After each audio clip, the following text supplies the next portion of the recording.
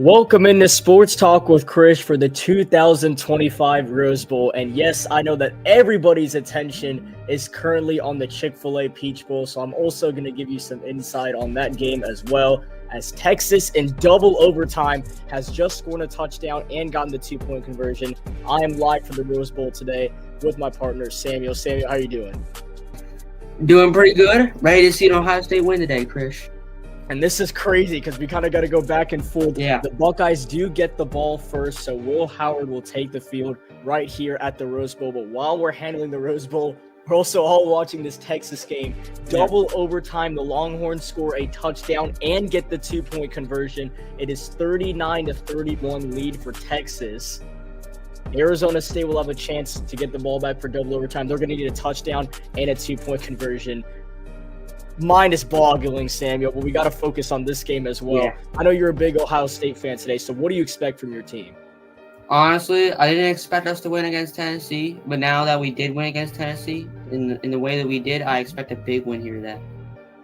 Well, let's see if they can get that big win. The first play of the Rose Bowl is a pump fake. Howard throws downfield, and he completes it for a big gain down the sideline all the way to midfield, and what a start for the Buckeyes. That's G. Scott Jr. at tight end, Krish. Down the right side of the field, an explosive play to begin this game, and Ohio State's rolling on early. I did not expect the beginning like this. Okay, we got... That was a motion from left to right, and no one was on Scott. I guess if it was man coverage, the guy was late to Scott. And because of the receiving threats we have on Ohio State's team, there's going to be a lot of man-to-man for Morgan today. So one play for the Buckeyes, and they're already in Oregon territory at the Ducks' 45-yard line. On a first down and 10, it's play action to Judkins. Howard rolls, and it is too high for Jeremiah Smith, the outstanding freshman. It'll be incomplete. Complete there from Howard, but A little bit get too in high. this game. Still early in Pasadena. No, still very early, and I mean, there are so many playmakers on both sides. You talk about some of the big plays on Oregon's defense. I mean, Jordan Birch, somebody I would want the Panthers to go after, even a guy like Jabbar Muhammad later on in the draft. And then the freshman Jeremiah Smith, just so electric to watch. One of the best in the country. Yeah. He and Ryan Williams are right there, but Another play action. They get Smith involved into the 30, 25-20, 15-10-5. Not even a minute in, and a walk-in touchdown for the Buckeyes. and this is what the Buckeyes do, Krish. Utilizing all their receivers here early. And it's a 45-yard touchdown on a screen pass for Jeremiah Smith. They're already using all their explosive plays here early. It's just a little motion right to left. Smith catches a screen pass, and he's gone. Great blocking, by the way, by some Ohio State receivers there on that play. Yeah, Jeremiah Smith, right on cue as you were talking about him, Krish. He's a star. The hilarious part about it is I think Oregon's defense and everybody's too focused on this amazing Texas-Arizona State game. They leave Jeremiah Smith wide open on the left side of the field. A little RPO action. The extra point is good. 1 minute into the Rose Bowl, and the Buckeyes lead the Ducks 7-0. Wow. That's what Jeremiah Smith will do to you, Krish. And y'all gonna learn real fast too. He's gonna be one of the key parts of this game, including the whole Ohio State receiving corps. And we're gonna go triple box here, Declan. I'm gonna put you on if you have anything you want to say from that drive or what just happened in the Texas game. Yeah, that was a very good drive by Ohio State and Chip Kelly, the offensive coordinator. Just great job just getting the ball out quick with Howard, and yeah, great start for Ohio State. Yeah, and thank you, Declan. About the Texas game, Krish, you want to tell what happened? Yeah, unfortunately, they were so close. Arizona State in double overtime takes a shot to the end zone, and it gets intercepted, ending the Sun Devils' amazing season. How amazing of a year this has been for them. And Andrew McCougar was the one with the pick. Texas is going to play the winner of this game. What is going on? Texas is going to play the winner of this game.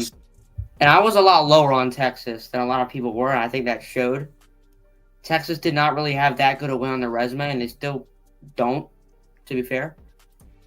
So, I mean, away at A&M is just about all you got there. So, Well, now the Ducks get the football. Only a minute in, and the Rose Bowl already looks like a classic. It's Jordan James who gets the first handoff, but he's tackled behind the line of scrimmage. Krish, I don't think it's going to be a classic. It's going to be a classic for one team to This not be this able might be BTA. Hey, we thought Texas was going to be BTA, but it turned out to be a good game. So time will tell. But already jumping the gun, is that Cody Simon, I believe? Yeah, I believe that was Cody Simon. With the TFL and Ohio State already bringing the pressure on the Ducks. So it's a loss of a yard, a little bit of tempo. Gabriel throws, and his pass is corralled. What a catch. It wasn't hauled in at first. It took a little bit of an extra effort to make the grab. It'll be a third down for the Ducks. Yeah, quick 3-and-out chance here for Oregon. It's great for Ohio State, so we'll see what happens here.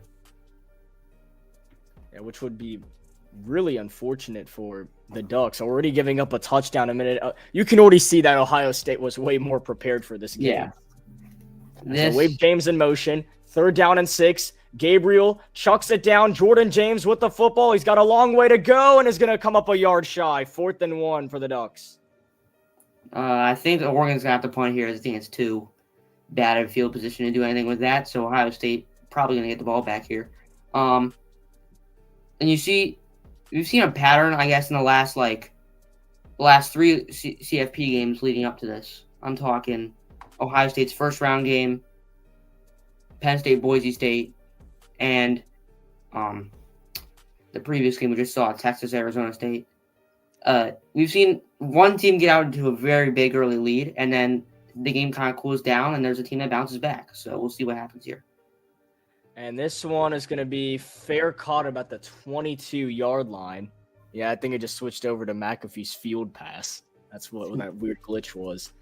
But there is a little bit of a catch-22 here, Samuel. Of course, the defense, Jeremiah Smith gets a big play to start the drive, gives up the deuces to the Oregon Ducks, and then you get a defensive stop. But a little bit of a catch-22 here is your offense is right back on the field. Good news is it didn't take a lot for them to score. Yeah, it did not take a lot whatsoever. I think Ohio State looked like that game, or that drive, they were just taking what they were given. It was only a 3-play drive, but you had the blocks there. Smith was wide open on that touchdown run. There was no one even close to him. And that's the same on that G. Scott Jr. play that got him down to midfield on the first play. So it was a motion. They confused the defense, and no one's there. And that's what I think we're going to see from Ohio State a lot this game. Ohio State's going to be they're going to try and make themselves not confused while Oregon is confused. And hopefully we see that a lot, because that's going to lead to a big offensive performance if that's what happens. Can we really get enough of what Jeremiah Smith has done in his first season in college football? I remember thinking the offseason, all the hype on Jeremiah Smith, and even Ryan Day came out and said he's going to have to earn his spot on this team. Well, it's very clear that he's earned his spot on this team throughout the season. He was the first person, I believe, in the offseason for Ohio State to get the black stripe, which is officially joining the team. He was the first person, even before Judkins, who was a transfer. I believe so. Wow. But yeah, I think it was him and Judkins that were first. He's proven to be the guy the entire season, that wide receiver one that they can rely on. Obviously, him, some guys like Ryan Williams, these amazing freshman receivers are going to be around for a couple of seasons in college football. So it's going to be a good 3 years. Yeah, you're guaranteed to have him for at least 3 seasons. I don't see him leaving Ohio State. Yeah. So, yeah. Unless it comes absolutely crumbling down. And, he's already proving why he should be here. So yeah, it's the best receivers coach in the nation, unless Brian Hartline leaves. Yeah. That's likely the only case where something could happen. Ryan Day has proven to be a great coach, but, Ohio State's seen that in the past. They've had a great coach that, just couldn't beat Michigan. And Michigan, no matter how good the team is, beating Michigan has a certain importance to any other team, or to any other team with Ohio State. It's one of the biggest rivalries. I'd say the biggest rivalry in college football, maybe even sports. So, if you can't beat Michigan, there's levels to it. Yeah, as I feel like everyone is still stuck on trying to get this game on because because of what just happened in the last game. Yeah. Yeah, because now we're getting all the graphics and stuff that they're supposed to show before the game started, but now we're already so into this ball game. Yeah. So here we go. A 1st and 10 for the Buckeyes, and it's a low snap. Howard in shotgun, looking downfield, going to take a shot to the near sideline, and it is hauled in again by Jeremiah Smith. And another amazing play from the freshman sensation. Oh my gosh. You know, that looked like a dangerous pass at first. But I feel like as I'm going on as an Ohio State fan throughout the season, you learn more and more that there's no such thing as a dangerous pass when the aimed target is Jeremiah Smith. That is an insane grab, leaping up, 2 defenders, one trying to tackle him while he's in the air. That was an amazing grab. Man, that was double coverage too. 2 Yeah. receptions for 74 yards and a touchdown already for Jeremiah Smith, as this will be a handoff to, I believe that was Judkins, and it is. You got some Randy Moss stat line vibes here early with Jeremiah Smith, Krish. I mean, he threw that up in double coverage with confidence, and Smith made the play. I mean, Will Howard, he didn't really get to showcase it in that Michigan game, but he's one of the most accurate passers in college football. And as long as his O-line can give him time, it's going to be a good day. Howard takes the snap, delivers, and once again, do we even need to say his name again? Jeremiah Smith. Mm-hmm. Give him the MVP of this game already. 5 minutes in, 3 receptions, and a touchdown. Leading Ohio State down the field once again. They're already in Oregon territory. Yeah, I mean, you're going to see that a lot this game. I mean, at this rate, Jeremiah Smith could easily go over 10 receptions. It makes you think a couple years ago when former Ohio State receiver Jackson Smith and Jigba had his amazing performance in the Rose Bowl, that maybe Jeremiah Smith could live up to that today. Yeah, that was against Utah. Play action for Howard. He's got all the time in the world, chucks it downfield and a little bit too high for Tate. Yeah, Carnell Tate, he's also a freshman. I don't remember if he's... I believe he's a sophomore. He's a sophomore or freshman. I know he's a second-year guy, though, I'm pretty sure. Yeah, from here it's saying he's a sophomore. Carnell Tate. Another one of those weapons. They've got Egbuka, Jeremiah Smith, Carnell Tate, and then on the ground, one of the best, maybe the best 1-2 punch in the entire country with Judkins and Travion Henderson. Just a loaded team. It is the best 1-2 punch. They just rarely get to showcase it. Like, it's because it's that good of an offense. Another play action for Howard. He's in trouble. Got to take off and run it, and he will be brought down right at the line of scrimmage, as it was Jordan Birch who got to him. Considering the special teams of Ohio State, you know, he missed 2 field goals. Jaden Fielding in the Ohio State-Michigan game easily could have changed the direction of that game by a lot. I mean, yeah. You don't really know how to be. With trips right and Jeremiah Smith on an island on the left side. Travion Henderson in the backfield with Howard. Will Howard in trouble, tries to get away, and it is incomplete. It would have been Jordan Birch on back-to-back plays that would have gotten to him. Instead, Howard flips it for an incompletion, lives another day, and I would assume Ohio State brings out the punt team. Oregon's getting back in it early. I mean, Ohio State's at 38-yard line? 35? I don't know. Somewhere around that range. You can't really trust too much. The destruction he brings on defense, it's present on this play right here. Yeah. As this will be a punt by the Buckeyes on 4th and 10. No need to be too aggressive with how your offense and defense playing so far. Assuming we'll go down the left sideline here. Yes, plenty of time. This will hang and fall into the end zone. Oh, I think he slipped. That was he kind of just slipped at that 1-yard line trying to make the stop. So the Ducks offense will get it back. Dylan Gabriel, who was a Heisman finalist this season, has had an incredible season with the Ducks, the only undefeated team in college football, the number 1 team in the country, the Big Ten champions. Haven't really proved that they were the Big Ten champions so far, but look to do that here as we go on a break. And Declan's saying he brought out the whiteboard. So, Declan, do you want to show us something? Yeah, let's see. Let's see the whiteboard. All right, so let's go over that last play real quick.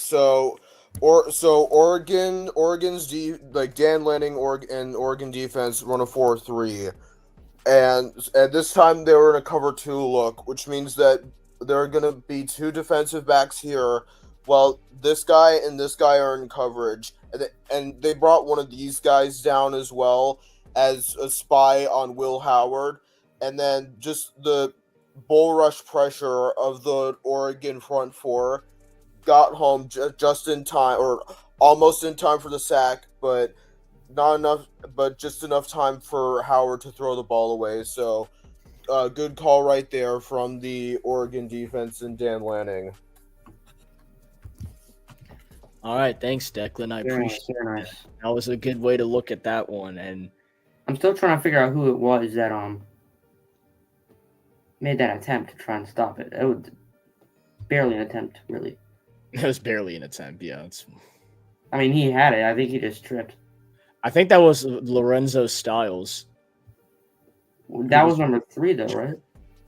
Lorenzo Styles, a senior corner out of Pickering, Styles is Ohio. 4. Styles is 4. I'm trying to figure out who it was.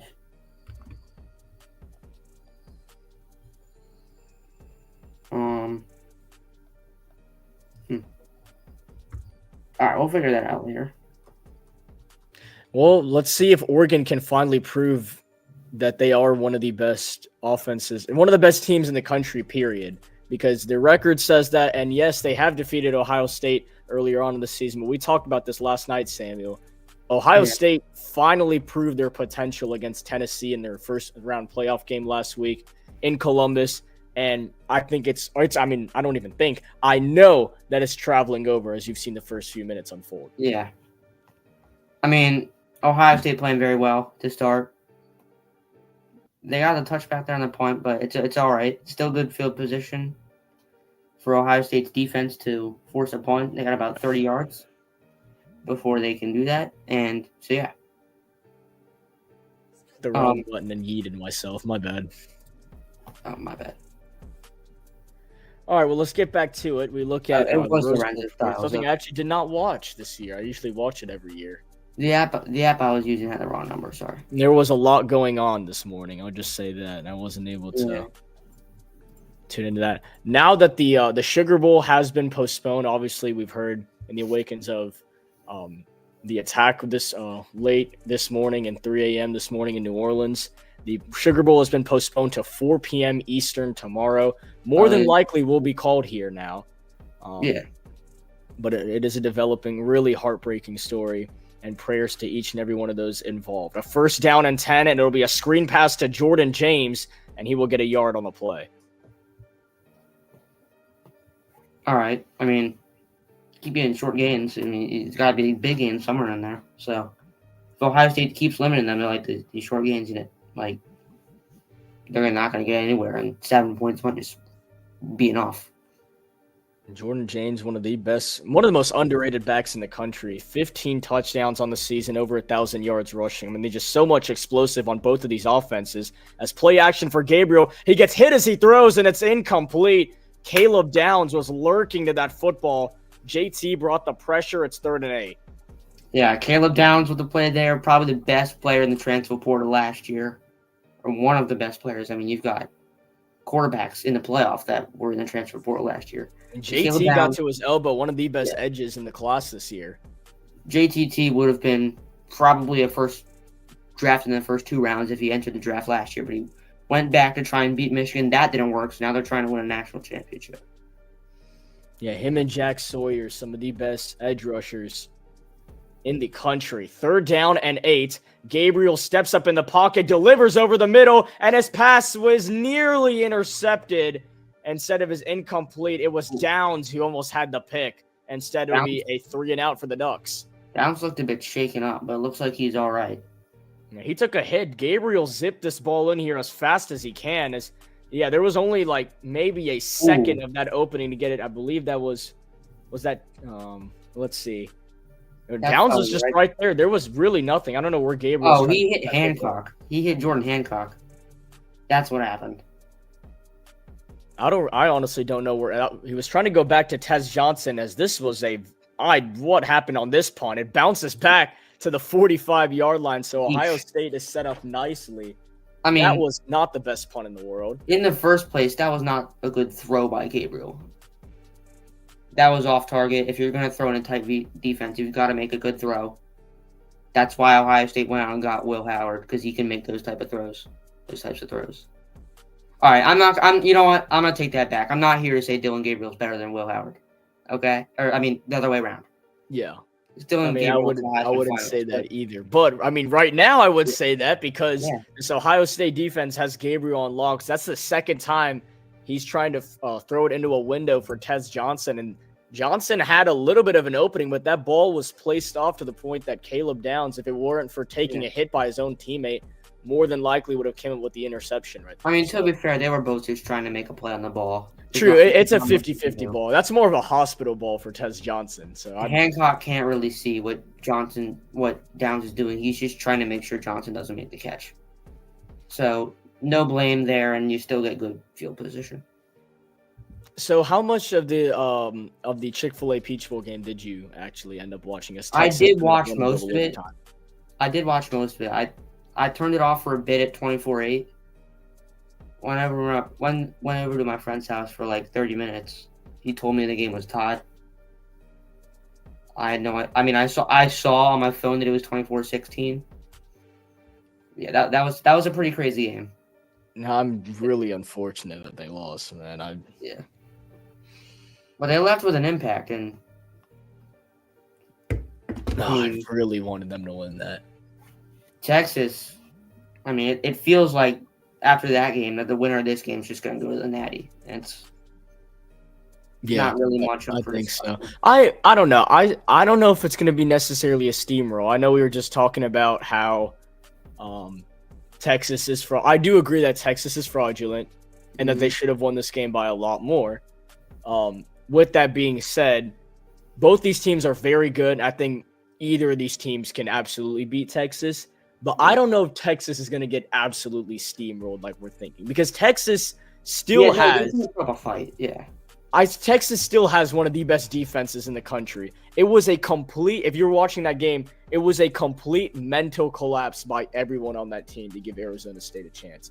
That was bad coaching on Sarkisian, and I say that because it was 24-16 with 5 minutes to play, and instead of trusting your team to run the football, you're taking shots downfield. Quinn Ewers throws an interception. It's tied ball game. You're in field goal range. And instead of taking the kick right then and there, and if you miss it, you go to overtime. Right then and there, you miss the field goal. Now, obviously, it didn't backfire on them where Arizona State went back and kicked the game-winning field. But you missed your first initial field goal because you started passing the football instead of running it and taking the clock down and then kicking it. Either way, we know how the game unfolded. They missed 2 field goals, 2 opportunities to win the game, and they had to go to double overtime with Arizona State, which in my opinion is very embarrassing. There's one thing I know. All right, hold on. As we'll get the first play back, it's Egbuka who gets involved for about a gain of 7. Yeah, good pass on the right side by Howard. Sets up good field position on 2nd and 3. And about Kenny Dillingham, you know the first thing he's going to do this offseason, he's going to go in to the transfer portal. He's going to find the best special teams players and do whatever it takes to get them. As Travion Henderson has the carry for a first down, and that really has been their issue the entire. I remember hearing on the broadcast when it was tied 24 apiece that Arizona State has a specific kicker for when it's close up and from long range, and that is just that's. I mean, that's a solid strategy. I mean, but like that should not be what you're resorting to. Yeah, I mean, special teams is far more important than it seems. I mean, I think everyone says that. And it's true. Play action for Howard. Throws downfield, and it is caught by Egbuka. Touchdown, Buckeyes on an absolute rope from Will Howard. Emeka Egbuka extends the lead to double digits. Emeka Egbuka, the senior from The Ohio State University, knew what he was coming back for. He came back to win a national championship, and that shows it. Ohio State's going to go up 14-0 pending the extra point. And what a in disappointing start for what we all thought, or what people thought was the best team in the country. Already down 13-0, awaiting the extra point. And a good snap, good hold. 14-0 lead for Ohio State. What a start for the Buckeyes. Oh my goodness. Whatever. And first of all, what a throw by Will Howard, but even the effort by Egbuka to make that catch, because this is once again not an easy throw from Will Howard. This is, or if you look, I believe this was double coverage, and it really was. That safety does lurk back with Egbuka. Mm-hmm. It was last second, but that's essentially double coverage. That has to be perfect. You can't underthrow that football or it's intercepted, and an overthrow would be maybe at best, but that was just perfectly placed. Yeah, and you see this in any sport. I mean, that was deflected off the hands of Johnson on Oregon. Oh, really? Yeah, it hit off his arm and then right into the hands of Egbuka. I mean, it wasn't too much of an impactful deflection, but it was there. As for playoffs, I mean, you see this in literally any sport. The team that's not going to make mistakes is going to win the game. Well, Ohio And the State team that takes advantage of one's mistakes is going to be the team that wins the game. Ohio State is taking advantage of the mistakes Oregon's making on defense. They're forcing these mistakes, and they're taking advantage of them. I mean, you saw it in some of the games Oregon played this year. They had some questionable games. Like, they only beat Wisconsin away by 3. Like, there's all that. Yeah. And before the game gets back, Declan has the Emeka Egbuka touchdown. I just wanted to check this out real quick. All right, so both these teams run the spread option offense, which means they're going to have at least like 3. All their plays are going to be at least 3 wide receiver sets, and you can see right here, like, these are all just simple go routes. This guy's gonna go. This guy's gonna hook here. This guy's gonna hook here, and then. You see, and then this is where the touchdown happens. It's just a simple go route, and great placement here by Will Howard. Just get it right to the receiver there, and it's a very easy touchdown for Ohio State. All right, thank you, Declan. So the Buckeyes now extend their lead 14-0. If you just saw the first play, Tez Johnson lost some yardage. And now a third down situation for the Ducks again. It's just been first down, second down, third down, fourth down. And then whenever Ohio State gets the ball, they're working it down the field, and they find a way to get in the end zone. If Oregon does not pick up this first down, I might be panicking. This is they should already be panicking. They're losing in every single aspect of football right now. We're not even out of the first quarter, and this Ducks team looks absolutely dysfunctional. Third down and 7. Gabriel throws. This is caught by his tight end, Ferguson, and does he have it? Yes. Yeah, he got it. First down, Ducks. Terrence Ferguson, the senior tight end for the Ducks, one of their better playmakers on this team, and finally some life out of this offense. That's just about been the only good moment, positive moment so far for Oregon, besides the 2 plays made by Jordan Birch. Yeah, and that was to force the only punt from the Buckeyes so far. Ohio State with a touchdown to Jeremiah Smith and Emeka Egbuka. Will Howard playing lights out right now, maybe proving why he should have been a Heisman finalist, as Jordan James has the sideline and a first down for the Ducks. It's all right. You know, you're going to give up those runs when you're playing Oregon. Jordan James, great runner, as you said. You got to be big game players here. And Jordan James stepping up there. So 6 first downs for Ohio State. Oregon only with 2 first downs. They've started converting here a little bit more. Gabriel wants it all. One-on-one down the sideline. It is tipped up in the air and incomplete. And Tez Johnson with almost a spectacular catch at about the 1-yard line. Instead, it is knocked down incomplete. Almost by Davison made the play. Yeah, went off his helmet. Wow. Davison Egbenoson. Yeah, it went off of his helmet. It joints off his helmet, and before Johnson could even make a second effort for the play, he's already out of bounds. Yeah, he's been clutch this year. Igmanosin, if you recall the Penn State game, Penn State was in the red zone, down to the goal line, and he on a corner fade throw, he made a clutch pick, altered that game. As Jordan James is eaten in the backfield once again, the Ohio State defense is not letting anything pass up the gut. It's had to be to the outside if they want any success. It'll stay that way. Jordan James behind the line. First it was Igmanosin. Really ugly. It's Ty Hamilton that makes the play for the Buckeyes. First it was Igmanosin, who's been clutch all year, altering the course of the Penn State game, and now Ohio State, the D-line, getting in there with the sack. Not the sack, the TFL. Ty Hamilton, the great play. It's all Ohio State right now. And it's another senior defensive lineman making a play. 3rd down and 12 for the Ducks. A high snap. Gabriel throws, and his pass is complete down the sideline for solid yardage, but he's out of bounds short of the marker. A 4th down situation for the Ducks. The catch is made by Trayshawn Holden. It looks like the punt team's coming off the field, Chris, but what do you think it would have said if Oregon went for that there? That Dan Lanning is pretty gutsy. That's a Dan Campbell type.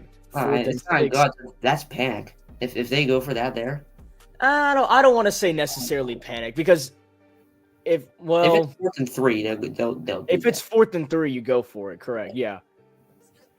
But right now, I think this is still smart to punt, even though nothing's gone your way. Because at least as this is a solid punt, it'll go to about the 9-yard line. Although not everything has gone your way so far, you do have the positives. Hey, your team was able to drive down the field a little bit. Gabriel took a shot. It almost worked. So you're starting to get a little bit of life out of your offense. Now you got to, if your defense can get a stop here, give your offense a breather, then I think, I do believe that if Oregon gets solid rest on offense right here, I believe they can go down and get some points. Yeah. But it does also depend. Are they going to get the football down 14-0 or are they going to get it down 21-0? Because Will Howard in this offense has been clicking since kickoff. Yeah, he has been on his A game today, and if he continues, not really, it's going to be. All right, Triv. Fair enough, Marcus. Yeah, it's going to be an onslaught for Ohio State if Howard continues this run and the O-line continues to hold up. Yeah, and speaking of Triv being in the comments section, now that the Sugar Bowl, obviously with all the actions that happened earlier this morning in New Orleans, the Sugar Bowl has been postponed to 4 p.m. Eastern tomorrow. More than likely, we'll be right here on Sports Talk with Chris. I wasn't necessarily going to be able to do it tonight if it was at 8:45, but a lot more of a reasonable time for kickoff, even though I'm on break. So 4 p.m. kickoff for the Sugar Bowl. Notre Dame and Georgia. Gunnar Stockton versus Riley Leonard, not Carson Beck. It's going to be interesting. I think Gunnar poison if that's better or worse, but I think Gunnar Stockton's up to the task. I believe in Georgia. Marcus, I blame the scheduling. That was pretty bad on their part. Penn State game was at 12. Michigan game's always at 12, and I watch it with my family anyways. But a lot of big games for Ohio State this year were not at night, and that made me a bit mad. Yeah, it's Big Noon Saturday. Yeah. They always do the Big Noon Saturday. They can't give him at least one game. They gave him the Oregon game, but that was the SEC, man. Yeah. Hey, I'm just saying, as a Big Ten fan, it's looking real good this bowl season. Oh, absolutely.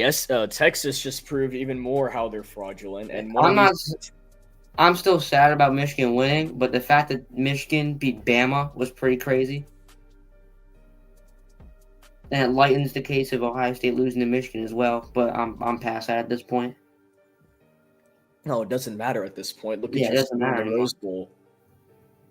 I'm glad they gave us home field. That was the correct decision over Tennessee. Yeah. We should have been obviously in home field, but the seating is weird. So, I'm gonna stop complaining. We're here. We're at the Rose Bowl. And you're up 14-0 in the first quarter. I don't think you can complain about much right now. As there is the playoff look right now. So Texas advances, and they will play on the Friday night game against either the Ohio State or Oregon, the winner of this game. And then Penn State, after defeating Boise, will await either tomorrow's game between Notre Dame and Georgia for that other semifinal game on a Thursday night. So a 1st down and 10, and it's Quinshawn Judkins who gets to carry the Ole Miss transfer, one of the best backs in the country. Everyone utilizes that spin move on College Football 25. Yeah, Judkins gets a solid move. Quinshawn Judkins and Travion Henderson. I think a lot of people forget Travion Henderson was elite like in his first couple years here. I mean, it's slowed down a bit as like defenses have started to figure him out. But Travion Henderson's been really good at Ohio State, and just adding. They just have Judkins and Henderson is crazy. As Judkins gets it again, but that's jumped on the gun from the defensive line. Oregon was ready for him this time. It wasn't going to be. It's not always going to be sunshine on a play. That's Derek Harmon this time, another guy I'm very interested in for the 2025 NFL Draft. Yeah. I mean, when you got two of the best running backs in the country, along with what is usually one of the best wide receiver rooms in the country, you're going to get a dang good offense and pair it with a solid O-line and a great accurate passer. A low snap and a shotgun, 3rd down and 4. Howard chucks it to the sideline for Smith, and he's got it again. Jeremiah Smith, just shy of midfield. And he is having one of the best first quarters you may ever see out of a receiver. Yeah, I mean, it's equivalent, kind of makes you think about Saquon Barkley against the Commanders just a week ago. Over 100 yards already. A little bit of tempo from the Buckeyes offense. This will be another carry for Judkins. Yeah. I have no words for this performance by Jeremiah Smith. Why not go up 21-0 again? Let's see it. I mean, Jeremiah Smith, 4 for 118 already? You kidding me? That's crazy. And then obviously the first touchdown that came with only a minute into this ballgame. We are somehow still in this first quarter's felt a lot more longer because of the 213 yards of offense Ohio State has had. Howard flicks it, and it's incomplete. Smith tried to make a one-hand grab. It was a little bit not necessarily was an open receiver in Jeremiah Smith, and it'll be 3rd and 5. Not to mention, Chris, Ohio State is doing all this without Seth McLaughlin, who's been their center this year. And also, if people remember, last year at the Rose Bowl, Seth McLaughlin played for Alabama, and there were a lot of complaints about how he was snapping the ball to Jalen Milroe. Do you remember that game? I do remember the game against Michigan, right? But it was Alabama, Michigan, but he's been doing a lot better this year. And a low snap, 3rd down and 5. Howard delivers, completes it. Agbuka, he's got some speed on him, up to about the 32-yard line of the Ducks. And Ohio State continues to prove their dominance on the offensive side of the ball. Yeah, more and more, this looks like a team of destiny, Crush. This looks like a champion. We talked about it last night. This is the championship. If Ohio State plays to their potential, look at this. The best team in the country. They're playing what is supposed to be the best team in the country. If Georgia loses, I'm very confident we're winning it all. And you know what happened last time there was a new playoff format. That is very true. The Buckeyes took it all the way with Ezekiel Elliott as Howard takes off. I believe they beat Oregon too. Yeah. Or is this what this Rose Bowl background is? Yeah. No, this is the Utah. Oh no, this is the Ohio State one. I have this Ohio State Oregon. I think the Ohio State was a different bowl game when they first played it. What, the championship game was against Alabama though? Oh yeah, I remember that game. I did not care one bit. I'm used to, like, when we lose, I'm used to it being heartbreaking. We got slaughtered that game. I'm fine with it. It doesn't matter. And the guy that dominated us is an Eagle now, so yeah. And this is a carry for Judkins, and he will be pushed out of bounds. I was actually referring to the when Elliott won it at Ohio State. That was the first ever 4-team playoff game. And that was the championship was against, or was that the semifinal against Alabama? The championship. Oh, I think it was Bama. Yeah, let me double check. I thought it was Bama. The championship in 2020 was Bama. Yeah, I remember that with the Devontae Smith, Mac Jones. Yeah, we never have a chance in that game. Yeah, that 2014 was also the national championship, I believe. That was the semifinal. The semifinal was Bama. Wait, it keeps telling me a bunch of stuff. Hold on. I'm pretty sure it was It Oregon. was the semifinal. Bama was the semis. Bama was the number 1 team. You guys were number 4, and you guys upset. And was the Bama. championship Oregon? And let's see. Thought it was Oregon. Yeah, the national championship was against Oregon. I got the 2 teams mixed up. Yeah. Yeah, I so the believe Sugar it was- Bowl was won by that one of the runs, I think, one of the greatest runs college football history by Elliott for that An touchdown. iconic run. Yeah. Yeah, one of the more iconic runs. And then y'all smoked Oregon in the national championship 42-20. Pretty sure he got released this year. Or today, I mean. Yeah, Elliott, ironically, yes, Ezekiel Elliott, for the second time in his Cowboys tenure, was released today. And he cleared waivers, so he's also a free agent if anyone is interested to sign him for a playoff push, which I don't know necessarily if Ezekiel Elliott goes with playoff push, but now he doesn't. But when he was in his prime, I mean, one of the best backs in all of football. Mm-hmm. Is that end of Now we first- flip to the second quarter already in this game. The Buckeyes up 14-0. Now, I don't know what to say from an Oregon perspective. I don't know how you take that first quarter and even think you have a chance. I mean, I talked about it earlier, but I think the last 3 playoff games, we've seen one team get out to a really big first quarter lead, and then in the second quarter, we'll see the other team start to get back in. Tennessee did that, still lost though. Boise did that, still lost though, and Arizona State also did that. And they forced overtime. So, yeah. So as the second quarter begins, I'm just trying to think of like all the ways. I don't think Oregon even had a chance of. Oregon never really had a chance of even scoring. Yeah. In the entire quarter. They still don't have the football. Have they even been across midfield today? I can check. I I'm don't not think sure. they have. I mean, I think they've been like right at midfield, but they haven't been across midfield. They got to midfield. They got near midfield once. I don't know if they crossed this. Just to put this in perspective, everybody, it is the end of the first quarter, and Will Howard is 8 for 12, 212 yards, and 2 passing touchdowns. Yeah. This is the end of the first quarter. This isn't halftime. Even halftime, that's crazy. End of the first quarter. Ohio State in this playoff so far has outscored their opponents 35-0 in the first quarter, going up 21-0 on the Volunteers, 14-0 on the nation's number 1 team, and it could be more in Oregon territory to start the second quarter. Howard delivers on a slant, and it's incomplete for Jeremiah Smith. It'll be 4th and 5. And I mean, if you're Ryan Day, do you even hesitate to just take the field goal here? Yeah, just take the kick. I mean, obviously, it's not too trustworthy with the kicking situation you've got right now. No, and Will Howard missed a wide open man in the middle of the field.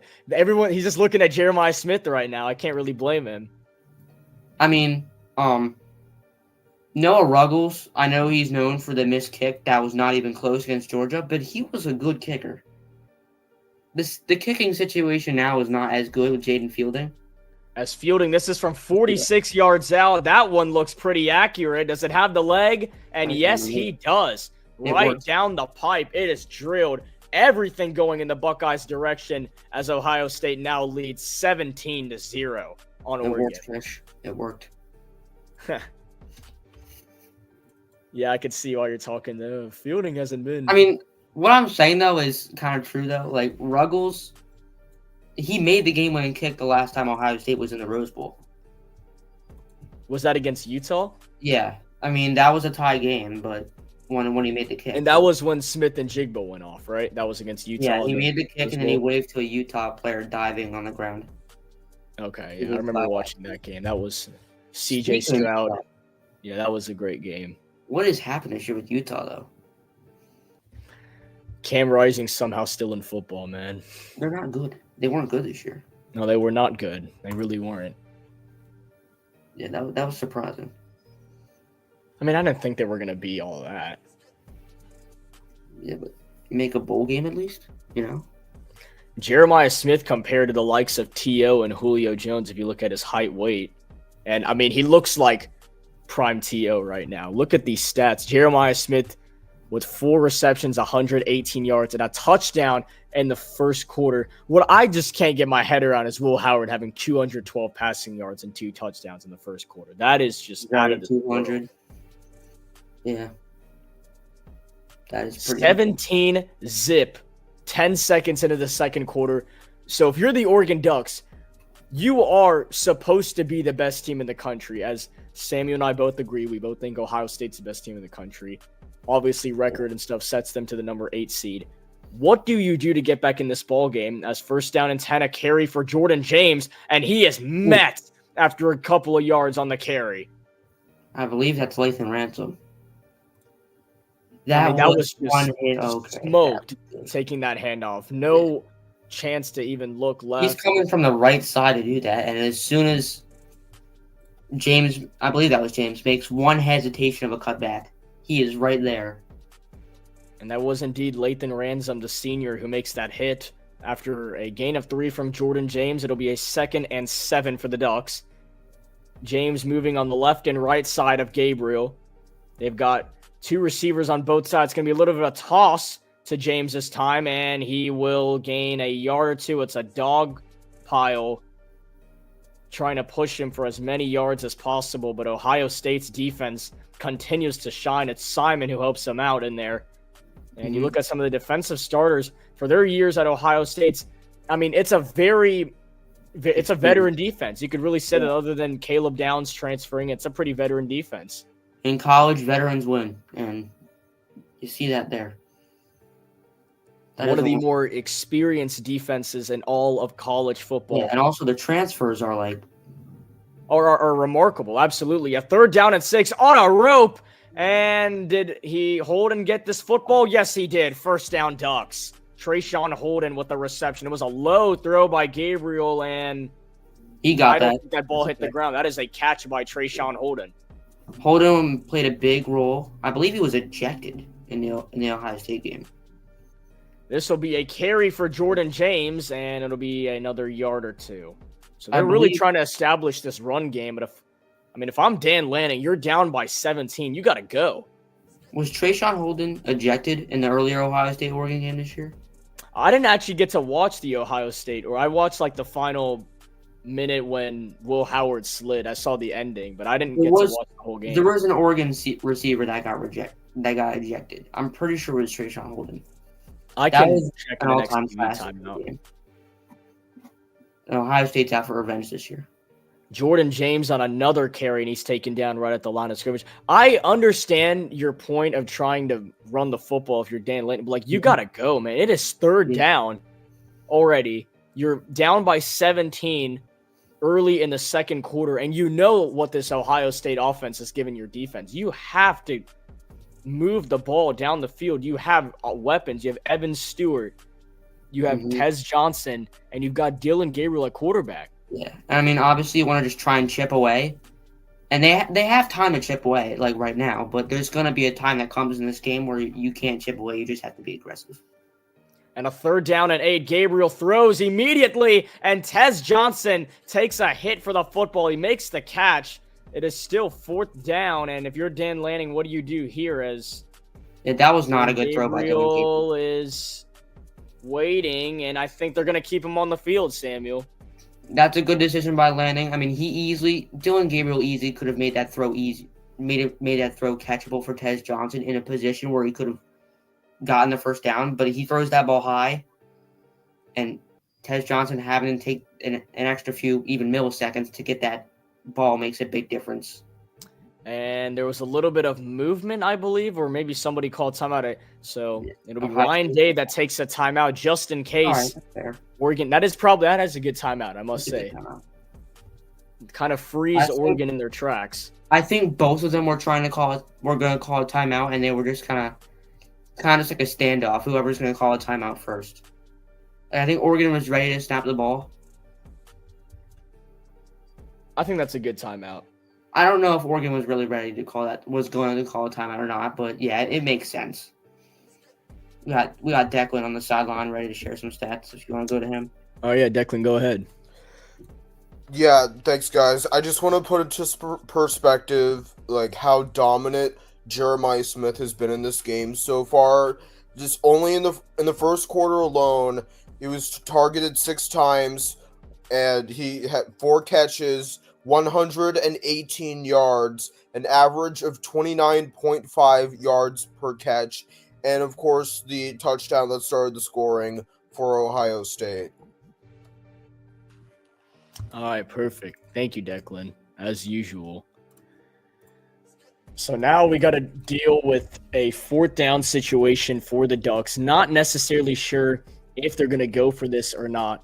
What we do know is that Ohio State has this 17-zip lead, and they do have to kick off the football for the second half. But having this type of a lead against any team, no matter what, if you're Oregon, if you're Georgia, Texas, any one of the good teams. I mean, Texas did prove they're a little bit fraudulent after today. But if you're any of these teams, you want to prove you're that guy. I mean, I keep forgetting to switch that to green. Oregon has the ball. You want to establish these type of leads early on in the game. So that's good to see Ohio State do that in such dominant fashion, as Declan explained. Yeah. I mean, 212 passing yards in a quarter is marvelous. You don't see that at all. So we were talking about Jeremiah Smith deserves it, but I mean, Will Howard's stat line just looks so much better to the point that, I mean, there's no way you can't really give it to him. Yeah, I mean, he's been on one today, and Oregon doesn't change something up quickly. I mean, obviously, anything could change coming right out of the half. You never really know. But yeah, they got to get a stop and just get some positive movement here, at least in the first half, just somewhere in the right direction.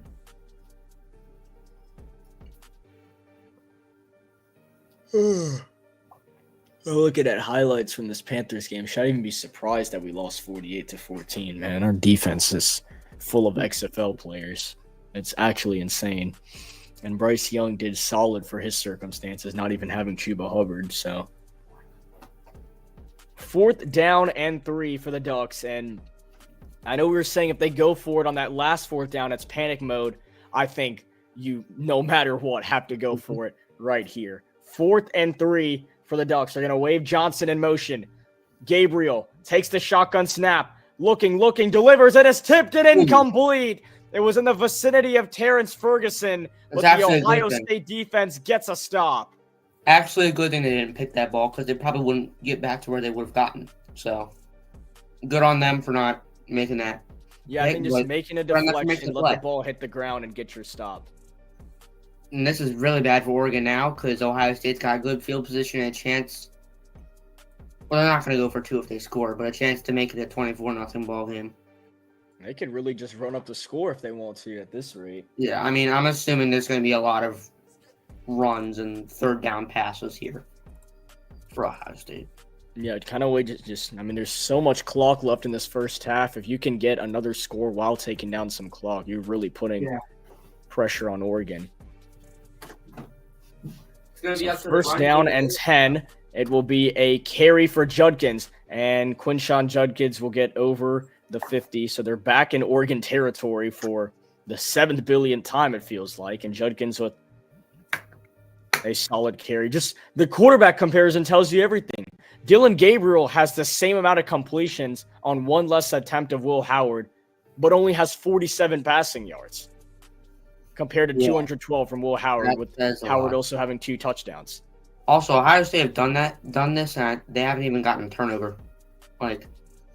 Very clean footballs. This is play action. Howard gonna take another shot downfield. Wide open is Jeremiah Smith, and another touchdown for the Buckeyes. And this one is getting ugly in Pasadena. Yeah, I mean, if I were a neutral fan, I might have to turn the game off by now. This is insane. Yeah, we got to turn this TV off, as Kendrick would say. Jeremiah Smith wide open on the right side of the field. And Will Howard continues to deliver an amazing stat line for us to see. Just cinematic football Will Howard to Jeremiah Smith here at the Rose Bowl. It didn't. You expected this to be a cinematic game, not this type of cinematic though. This is pretty Very crazy. true. And I mean, I think that was just double coverage on the right side, but they didn't really. No one really. I feel like they miscommunicated in terms of closing the gap on Smith. Like, you know what I mean? Just wow. Like, he motions. That's a Buko. Like another motion. They're using a lot of motion this game on these big plays. And I like how Howard rolls out left like it's just going to be designed for him. Yeah. I think that's why they lose Jeremiah Smith, because he just throws it on the other side of the field. I believe they had like a safety on Jeremiah Smith. I don't know what they're doing. But he like completely burns the safety. It might have been zone actually, now I think about it. Yeah, Oregon's defense just looks completely lost, man. This is insane. But the zone corner just does not realize where Smith is. Never forget Jake trying to tell us that Oregon was going to destroy Ohio State. Yeah, I think he just did not have knowledge of the game really. As Declan is going to go through that Jeremiah Smith touchdown. I'll bring him on right here. Oh yeah. Okay, so so this is a great play call by Chip Kelly and the Ohio State offense. So they designed it to make it seem like Smith is going on the end around right here, but instead, like, he just fools the entire Oregon secondary. It just finds the hole right around here, and then by then it's over. Like, it's already touchdown Ohio State. So great play design by Chip Kelly. Even better execution by Ohio State, and yeah, Oregon is. I would definitely be panicking if I were Oregon right now. But Yeah, and I think just more than panicking, just the reality has to set in. As Declan, thank you once again for the touchdown analysis. Just the reality setting in of it's 24-0.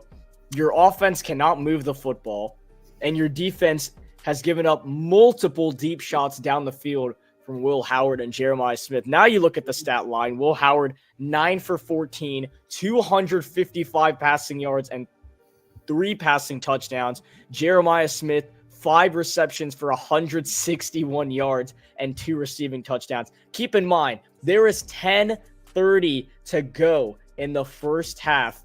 Ohio State does not get the football to start the second half, but that's far from the point. This has just been a collapse from what we all thought was going to be an amazing game. The Oregon Ducks have they're peaking at the right. And it's funny because I know J.St. won't see this right now, but when I had him on, went to Oregon University, and he talked about how the Ducks going to need some respect on their name. And I think they proved that after the Big Ten championship, defeating Penn State.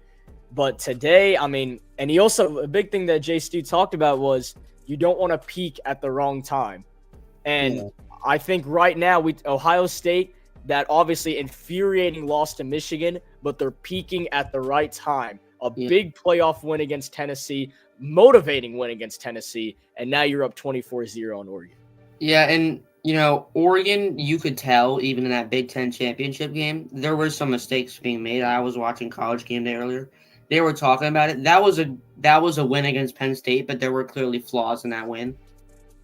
Not true. Yeah. Yeah.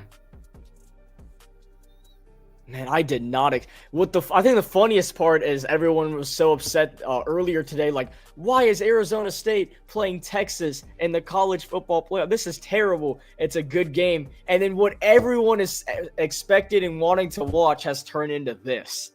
Yeah, a complete flip-flop of the games, like you'd expect. Yeah, and unless you're an Ohio State fan, I don't really expect you to keep this game on for too long. So we'll see if we can make it entertaining here. I can say I expected an early lead, but not this big. No, this is insane. I think I said Bucks by 10, at the beginning. This is just... I did not expect... Jeremiah Smith said on Monday that if you play man Wednesday, we're going to take a shot. And he wants everyone to know that. And look what they're doing. I think he let us know. 5 receptions, 161 yards, and 2 touchdowns from the freshman sensation. Does Dylan Gabriel and Oregon, with their back to the wall right now, have anything they can respond back with, and it doesn't look like it so far. A handoff to Jordan James, and they're going to lose a yard on the carry. I mean, it's a pretty crazy statement, Chris, but you think in the future Smith could win a Heisman? I mean, he's already showing the flashes. Or no, excuse me, that was not Jordan James. Jordan James is leaving the game right now. Looked like due to injury. They have another running back, Noah Whittington, who had that carry for a loss. So we'll have to keep that in mind. Jordan James goes to the sideline for the Ducks. They're going to wave Whittington in motion. Gabriel delivers a pass. It is caught by Tez Johnson for solid yardage. It'll be a 3rd down and short. I do think Jeremiah Smith will have a chance for the Heisman Trophy. He's already showing the flashes of freshman, and it's not like we haven't seen a receiver do it before. We just saw Travis Hunter, receiver/corner, do it this year. We saw Devontae Smith do it a couple of years ago. I think absolutely. I don't think it's crazy to say that Jeremiah Smith could possibly win the Heisman one day. And I know Jordan James is out, but these run play calls have been that might have been a flag. Oh, never mind. I know these run play calls have been pretty bad for Oregon. Like, I know Jordan James is injured, but that's going to happen when you're just running an inside run every time. Like, Gabriel rolls to his left, tries to make a play, and it's incomplete. The ref throws his cap, so I'm not sure if that's supposed to mean a flag or anything. That was a little confusing. Instead of throwing a flag, he threw his cap. It's not surprising, like, when someone's injured, if you're calling an inside run every time and they're getting wrapped up by, like, huge people.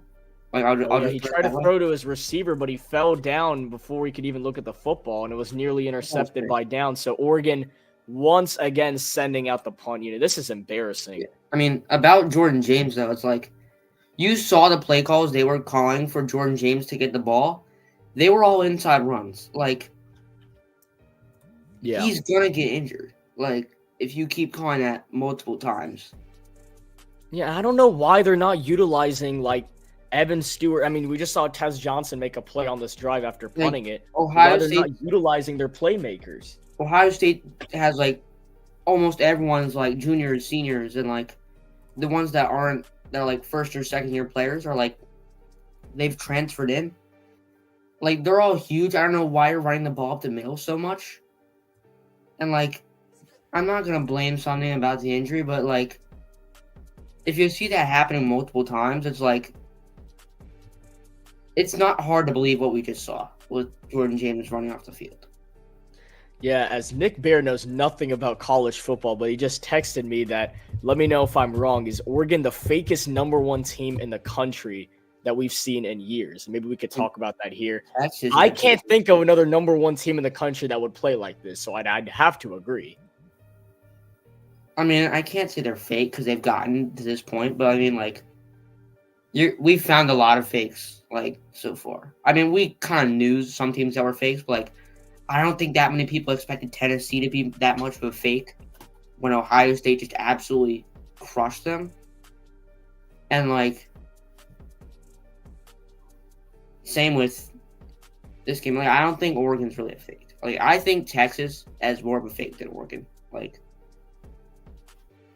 Ohio State, they lost by 1 at Oregon. I mean, what were you really going to expect to happen this game? Like, obviously you didn't expect this big of a lead, but, like, you knew Ohio State would probably have an advantage. If it's neutral site now, it's just what's going to happen. So the Buckeyes will get the football starting from their own 34-yard line. So still even solid field positioning. And it's not like they're completely backed up or anything. I just honestly cannot believe what I'm watching. This has been the complete opposite of what I thought it was. I actually thought this was going to be a really fun. I did think Ohio State would win, but I really thought this would be a fun football game. And it has been the complete opposite. So, and Chris, unless barring Oregon making an outstanding comeback, I'm kind of already shifted my focus to the game tomorrow between Notre Dame and Georgia. I mean, who knows? That could get more delayed. We don't really know. That is true. It is a very fluid situation in New Orleans now. Yeah, hopefully everyone's okay. Like, I don't know. That's obviously not. It's really sad to see something like that happen. And it really wasn't out of the blue. It's the first day of 2025, and a happy new year to everybody. Happened like overnight. Something like this, unfortunately, has happened, and it's been a reoccurring theme that something unfortunate has happened during like the holiday season. It's really unfortunate to see what we saw or heard about this morning unfold in New Orleans, and for the impact it's had, it's terrible. There's no place for that in this. We don't need that in this world. And it's very hard to see, very heartbreaking situation. But there will be a football game tomorrow. And you want to prove here's the football game tonight. Travion Henderson, house call, 66 yards, touchdown. The Ohio State University has brought BTA on the Oregon Ducks. What is going on? Can I ask what BTA stands for? I mean, I'm kidding. I'm kidding. But yeah, Travion Henderson. We just talked about Travion Henderson waiting to make a play. And first of all, before we even react to the touchdown before this extra point, Jake not only said that Oregon would win this game, he also believed after the Michigan game that Ryan Day was on the hot seat. No, he was. He was on the hot seat. You think he was on the hot seat too? Yes, he was on the hot seat. That's crazy. You lose to Michigan 4 years in a row. You're definitely on the hot seat. I thought he was as cold as he could be. He was on the hot seat last year. Team. He was on the hot seat last year. Y'all actually thought he was on the hot seat? Yes. You lose to Michigan 3 years in a row. If you lose to Michigan, you're on the hot seat. That's crazy. It doesn't matter. He needed the success, or else I think he was gone. Yeah, they probably needed that Tennessee. There's good head coaches in the market. That's crazy. There's some solid head coaches in the market. The saying that we were going to get destroyed by Oregon, that was a bad take. But I mean, I cannot believe we're Ohio State fans that thought after that Michigan game that Ryan Day should be fired by the morning. That was a really bad loss. It's the worst loss in I believe since there were spreads, that's the biggest upset in the rivalry's history. I mean, that would make sense. But you have a loss like that, that's pretty bad. As I don't know if Declan has it ready yet, but I was gonna bring, or you don't have it on, then that's all good. I mean, that's just a simple. Yeah, okay, it's kind of just a simple outside run, and Henderson takes it to the house. Yeah. Once he got the blocking ahead, I mean, it was really just a foot race and fundamental football play. I can't even. Wow. People forget 31-0. I think people forget how good Henderson was, in his first couple of years. I don't know how you keep your composure if you're Dan Lanning in this Oregon team. When he was the main guy, he was really good. Oh yeah, now they're just hyping up the fans. It's an amazing day to be. You know what? You want to get Jake on to hear his opinion about if he thinks Oregon's still I would rather not, respectfully. Yeah, that was an interesting take. Well, I don't know if there's much the Ducks can really do, as it's another handoff for Whittington and it gets destroyed. What are they doing? Why are you running the ball? Yeah. What is this? You gotta start passing. It's a negative 2-yard loss for Noah Whittington. Why are you still running the ball?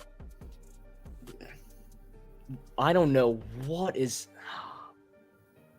This is so embarrassing. 2nd down and 12. They're going to wave Holden in motion. Play action, Gabriel, a screen pass, and it was nearly intercepted by Jack Sawyer. Instead, it's knocked down. If that was a pick six, I think everyone would have crashed out. Except they're just having fun with it now. That's crazy. Jack Sawyer right there knocks the football down. Dude, he wasn't even and if he was trying to catch it, that would have been a pick six. He just knocks it down instead. There is no way. They just had a running back blocking Jack Sawyer. Yeah, you're asking for what just happened if you want to block Jack Sawyer with a running back. All right. In the period of not even 1.5 quarters, Dan Lanning's went from here to here. Gabriel takes off, throws, and it is incomplete for Trayshawn Holden. Caleb Downs in coverage. And Holden he is completely crashing out. And I don't blame him. He's very mad. I would be really upset if I was on Oregon too. This is terrible. Yeah. To think this is the same team that beat them. Oh no, earlier it's this not. season. They're completely different than it was then. I mean, Wow. you saw the game against Ohio State. I mean, the game against Wisconsin. Like, you saw they were not that good in that game. That was the second to last game of the year. Right. Or before the conference championship, the second to last game. And another punt from the Ducks. Fair catch made by Downs at about the 38-yard line. Let's see if they get Judkins a touchdown. It's pretty much about getting everyone a touchdown now. So what? We've got Jeremiah Smith with 2 touchdowns. Egbuka's got a touchdown. Henderson's got a touchdown. Just do the Oprah. You get a touchdown. You get a touchdown. You know what I'm saying? I think everyone needs He's got one. Egbuka's got one. Henderson's got one. Next up, we got to get G's got one. And then we got to get Judkins one. Carnell Tate's got to get one. Yeah, Carnell Tate needs one. I love Carnell Tate. Will, I don't even know how to say that guy's name. Will Howard runs in for a touchdown. Yeah, get Will a touchdown. Will Cashmere's going to get a touchdown. Brandon Ennis got to get a touchdown. Cashmerek, the tight end, I don't know if I'm saying that correct. And they'll keep it on the ground. This time it's Judkins, and it's not going to be a house call, but it's a big gain into Oregon territory. And if you're the man, you guys got to be chilling. You know what? Let the punter get a touchdown. No, why not? Real, at this point, I bet he could score on this dysfunctional Oregon defense. Yeah, this is as bad. Judkins for a second had a lot of us fooled that he could possibly take that to the house, but it's another big carry that gets them into Oregon territory. I just saw someone say on Twitter, Krish, I think we left Oregon in 2024 as well. This is crazy. And it will be another carry for Judkins, trying to hit the outside, and he gets a solid gain, pushed out of bounds. X, Twitter/X, sorry, but yeah. Yeah, everyone knows it as Twitter. It's all good. I'm looking right now. I don't know how I'm curious what Dan Lanning has to say when you go into the locker room. That's gonna be really like that. That locker room is gonna be. Really locker room's gonna be bumping. I've never seen. This might be the most embarrassing half in Oregon history, football-wise. I mean, this will be a handoff to Egbuka on the left side, and he's going to be tackled just a yard shy of the first down marker. Yeah. This is what Ohio State is when they max out their potential. They're peaking at the right time. This is the Ohio State team that even I believe could win the national championship. And no one else is really peaking at the right time. Texas, for sure, is not peaking at the right time. I mean, you saw the SEC championship. You saw how they played today against Arizona State. They got the win. Survive and advance is the name of the game. But is that going to be the name of the game when you're going to have to play more than likely Ohio State for how they're playing right now? A QB sneak on a 3rd and 2, and they still pick it up. The only team that's won 2 games so far is Penn State. They did not really look like they were peaking in that Boise State game, right? No, they just looked good in their first 2 games. I think they looked good, but they looked like they had some problems in that Boise State game. I mean, some problems, but overall, they still look like. Yeah. I wouldn't be surprised. Penn State either has to play Georgia or Notre Dame. Mm-hmm. I think they're going to give both of those teams a fight. Whoever they have to play, they're going to give them a fight. This is swung for Jeremiah Smith on the right side, and he will get a solid gain to about the 30-yard line. Georgia's still got a chance. I mean, I know. Without Beck, it's funny because we talk about, or the analysts talk about how, Carson Beck is hurt, Georgia's cooked. But then you look at the internet for everyone kind of not loving Carson Beck, and it's really funny to see maybe Gunnar Stockton is actually going to be, or maybe Carson Beck was holding back Georgia, and Gunnar Stockton could help him out. Gunnar Stockton is going to be the guy, at some point. That is true. As this is caught by Carnell Tate, he's fighting his way to the 21-yard line, and another Buckeye first down. Well, yeah, we talked about it when Stetson Bennett was the quarterback for Georgia. Carson Beck was going to be the guy. It's just the line. That's how it goes in college football. Now that Carson Beck is hurt, he's declaring for the draft. Gunnar Stockton is the guy tomorrow at 4. I mean, you've got 2 teams right here who are going to have a different QB next year. I believe Ohio State might go with Tavian St. Clair, but it might be too early. So I'm not sure. And Aaron Nolan's transferring to South Carolina, I believe. Yeah, I did hear about that as Howard one-on-one for Tate, and it's a little too high, incomplete. And trying to get Carnell Tate a touchdown. He didn't want to go anywhere else but there. He knew what he was doing immediately. Yeah, just a little bit of a fade to the back of the ear, that corner. Couldn't really hit him at that pylon. Yeah, he snapped that and went straight forward. He wasn't looking at anything else. That is... Yeah, the ball was a little bit off. He's not even putting time and effort into these throws at this point. Like, it's just...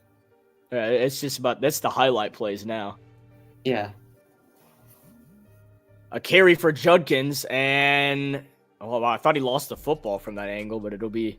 I mean, obviously, I guess maybe for the next 10 minutes of game time, you know, like up until halfway through the third, you just want to keep it simple and make sure, you know, everything's still going to be okay. But it's hard to believe any of that right now.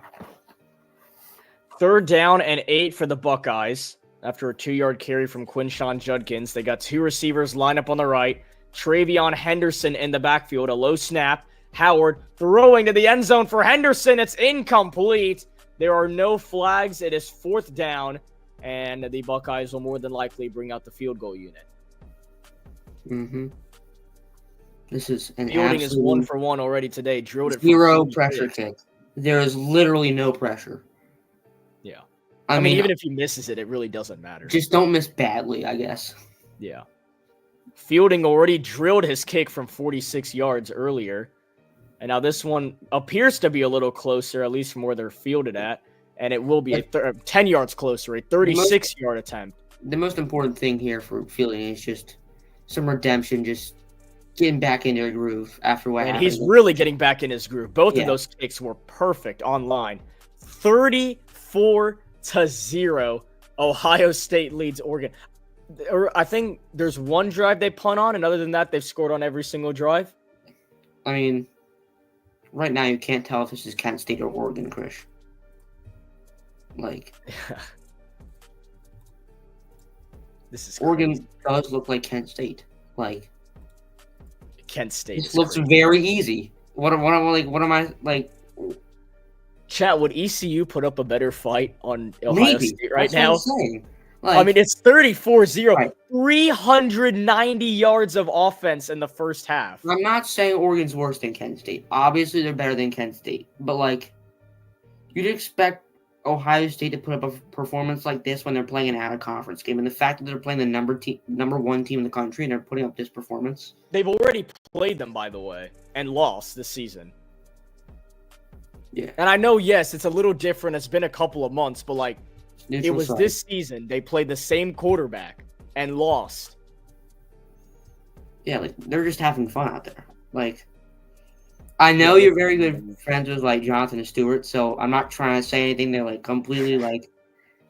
I believe he's at the game, too, which is funny. Okay. I think he was on Big Ten Network this morning for... Well, dude, I have nothing against Oregon fans. Like, I feel bad. Like, to see your team be such a good team the whole year, number 1 team in the country, undefeated, and they just down like this, like... This is something I did not expect at all. As Gabriel throws, it is caught by Whittington, but he is met by Simon immediately, only a couple yards. At least they're passing the football now.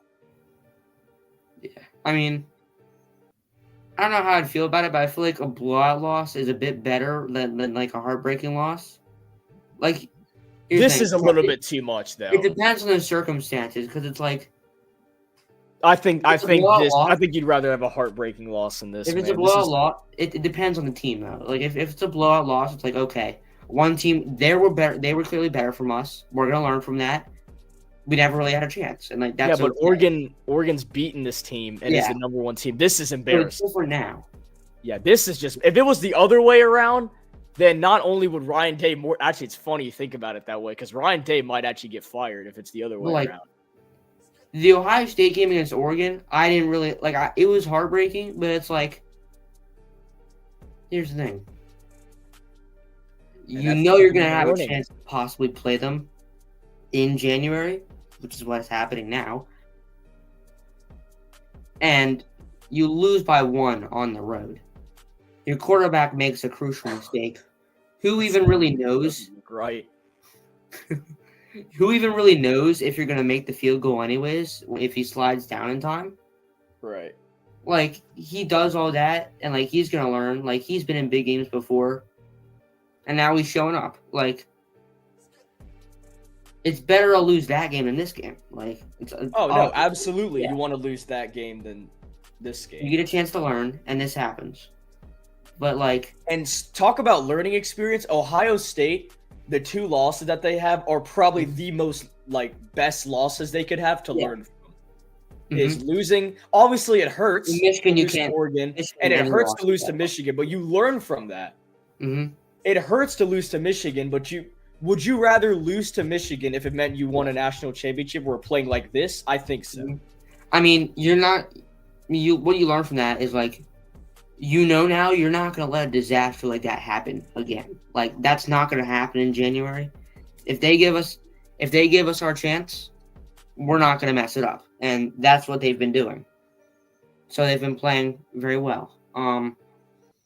But you also look at something like against Georgia in the semifinals when Georgia went on to beat TCU. I remember broadcasting that game with you.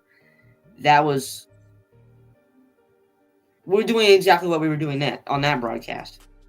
We're just talking the whole time. It's a blowout. But, like, you miss a game-winning kick and, like, you would have beaten TCU as well. It's like, that's a loss that's heartbreaking. That's where you'd rather be like, okay. Like, that you could have easily beat them, It's different.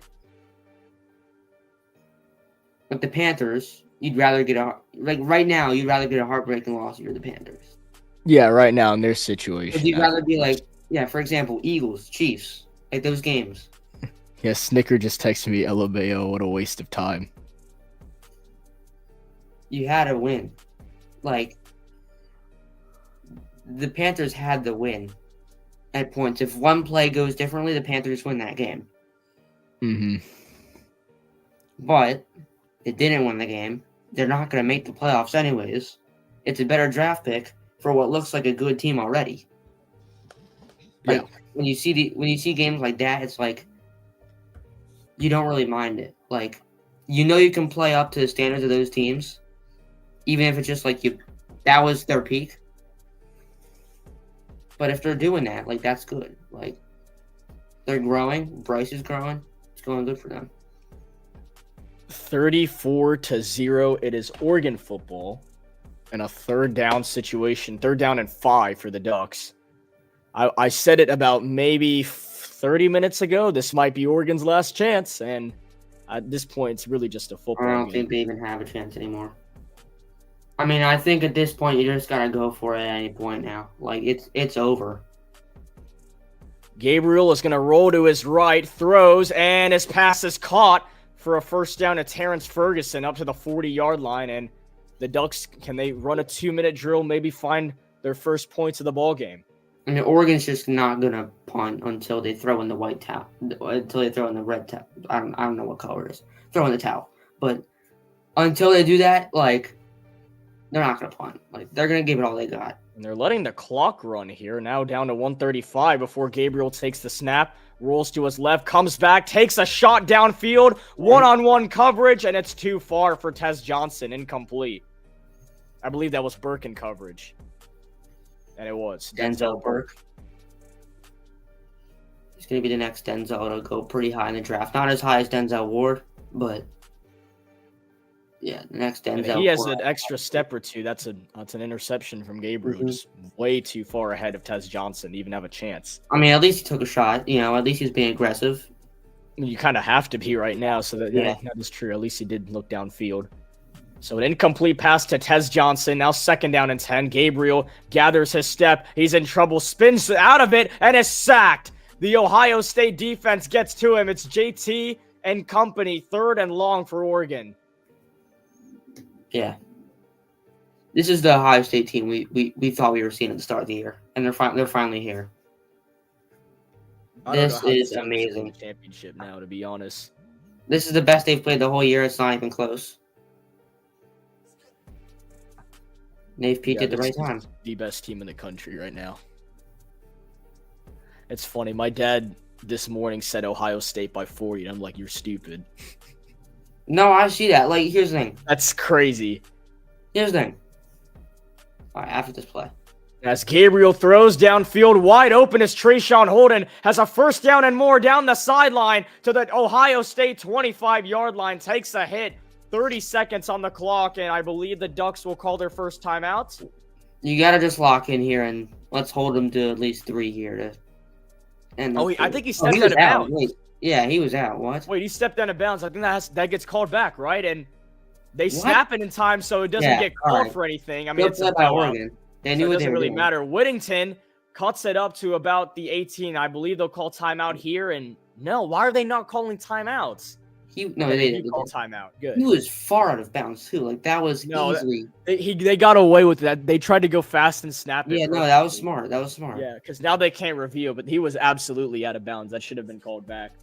And yeah, I mean, Ohio State fans talk a lot of times about the play against Clemson. It was Justin Ross in the CFP semifinals. See, I'm just going on a tangent listing off a whole list of heartbreaking games. Like, that's all I'm doing.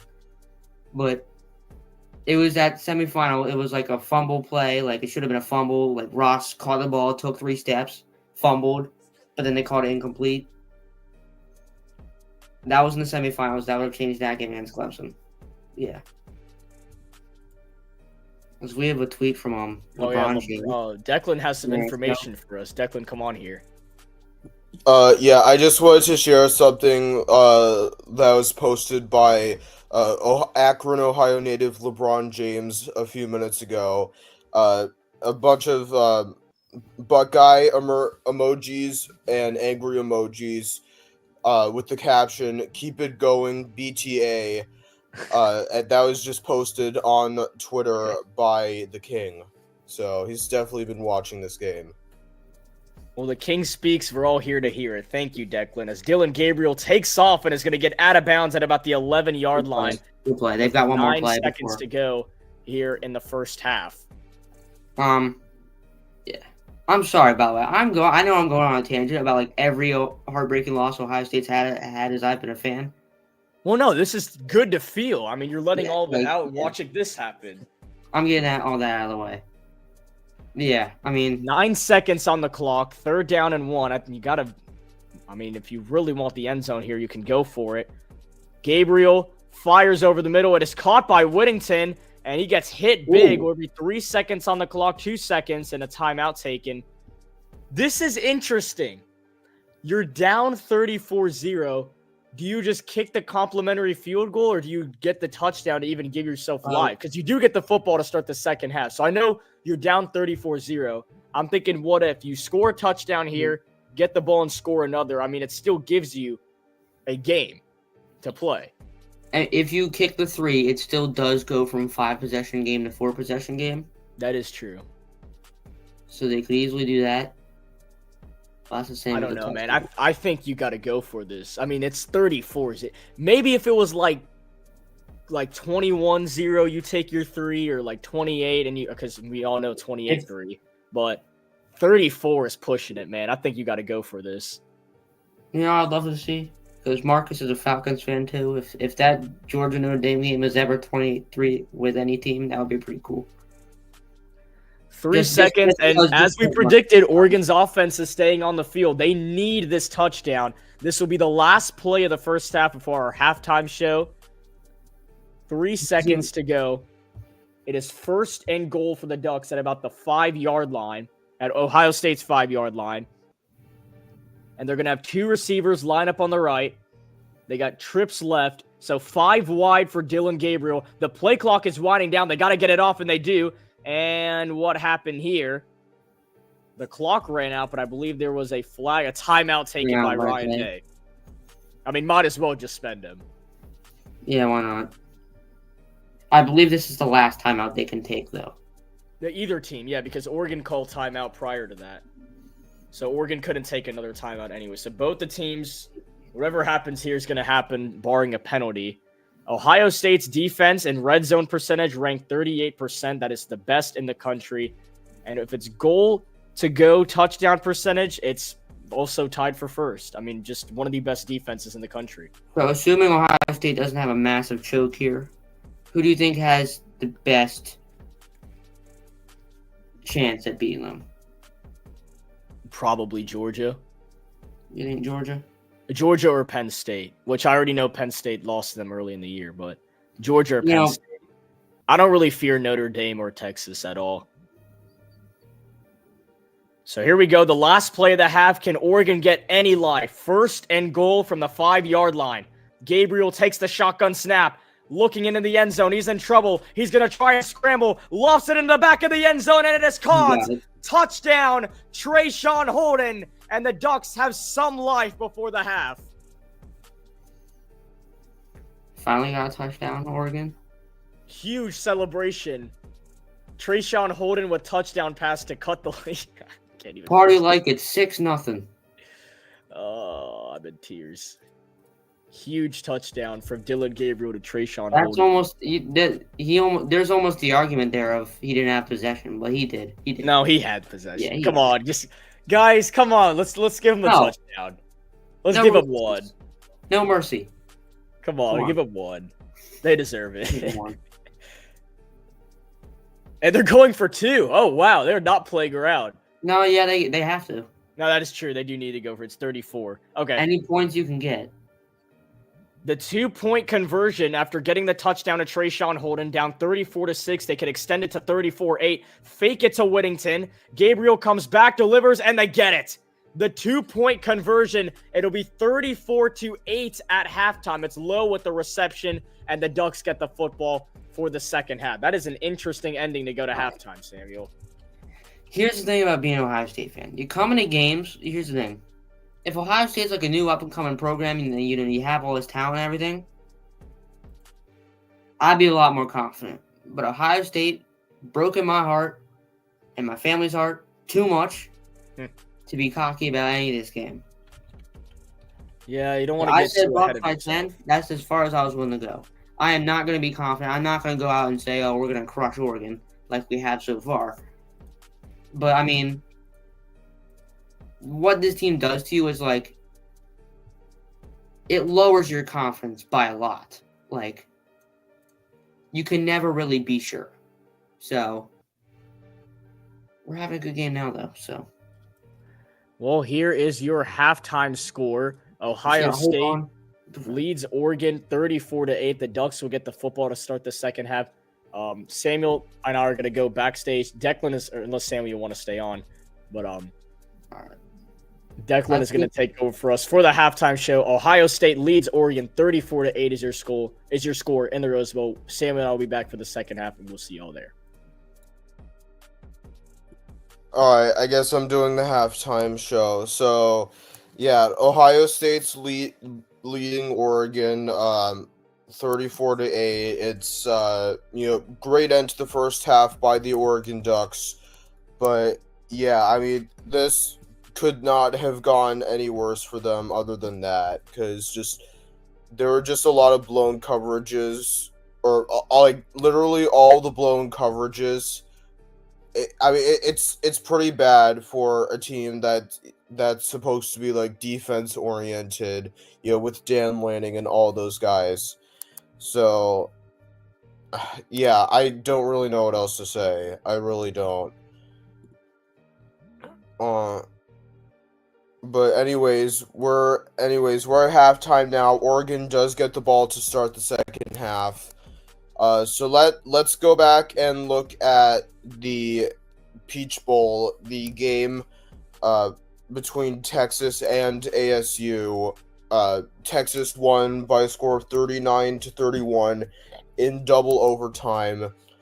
Passing leader was Quinn Ewers of Texas. Rushing leader was Cam Scatabo of Arizona State. And the leader in receiving yards was Matthew Golden of Texas. 320. Ewers had 322 yards. Scatabo had 143 yards. and Matthew Golden had 149 yards respectively. And a lot of people are mad about the Peach Bowl, and for very good reason, because there was a very questionable no call against, or there was a very questionable no call of targeting that might have helped Arizona State win, but it unfortunately wasn't called. But anyways, yeah, we're at halftime now, and then as you heard earlier, the Sugar Bowl has been postponed to tomorrow night because of the unfortunate events that happened in New Orleans earlier today, and we continue to pray for all those people affected by that horrific terrorist attack. But yeah, so it'll be 4 o'clock Eastern time tomorrow between the 7th seed Notre Dame Fighting Irish and the 2 seed Georgia Bulldogs, which is probably going to be a better game than this. We're still in commercial break right now, but I think they're going to show some. I think they're going to show some more highlights after the commercial break, and we'll go over those as it's happening. But yeah, I really don't know what else to say other than, just like LeBron said, and just like a lot of people have been saying, it's BTA, and even that might be the understatement of the century.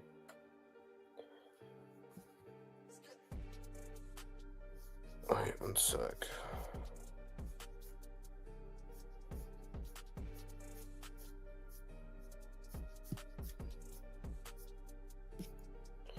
Okay, and we're also getting some commentary from my Oregon fan friend of mine, that he is deleting Instagram for at least until the end of the weekend.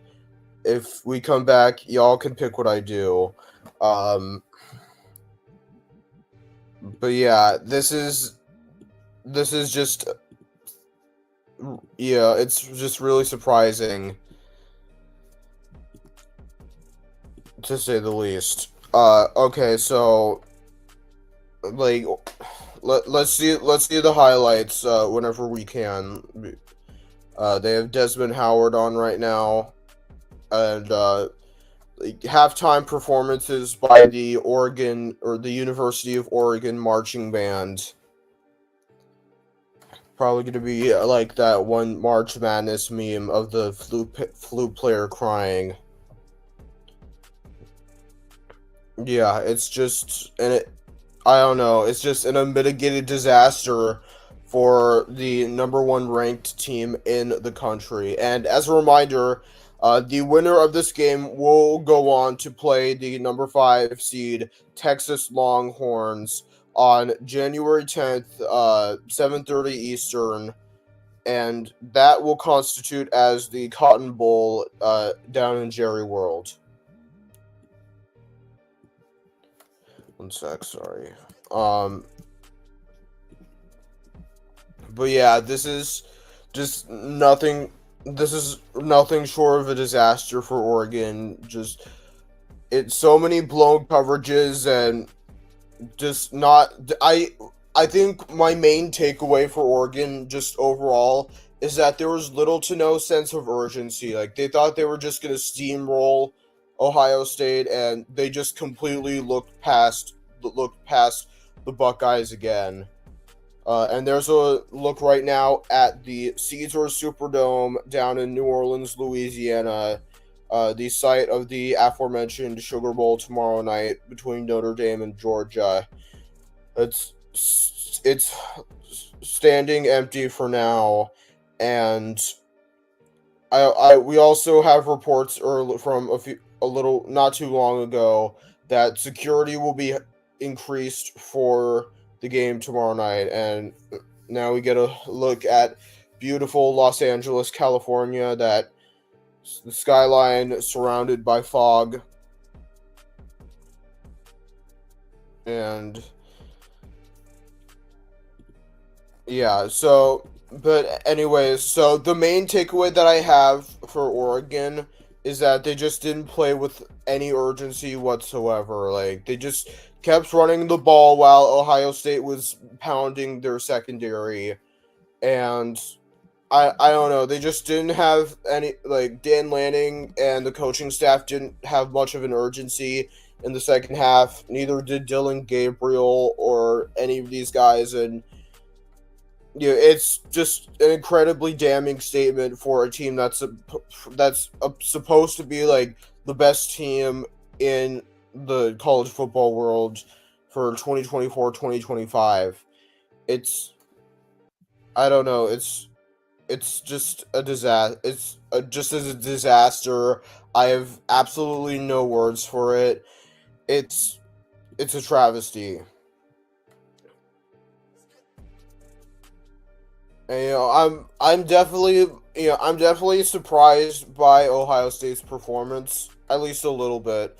But at the same time, they've been capitalizing on all of Oregon's mistakes and then some, because they've been able to take care of those holes in this, like, they've been able to take advantage of those holes in Oregon's secondary.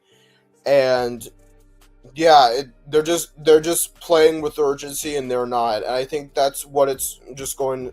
I think realistically, that's what it's going to come down to, because you saw Oregon scored the touchdown at the end of the first half and the 2-point conversion. So now you got a little momentum to work with. That it's 34-8, but you need to come to Jesus moment now, and you need to care, like. I know this term is levied a lot, but Oregon has to lock in if they want to make this game any close to competitive. So that's all I have to say. Samuel will be joining back in a minute, I believe. So, see. And then Jeremiah Smith on Oregon playing man defense against him.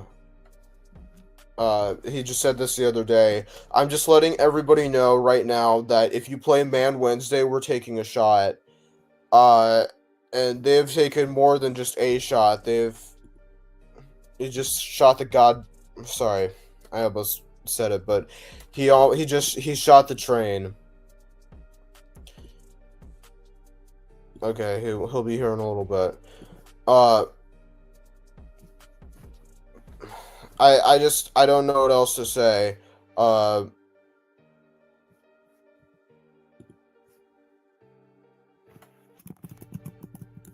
Sorry, one sec.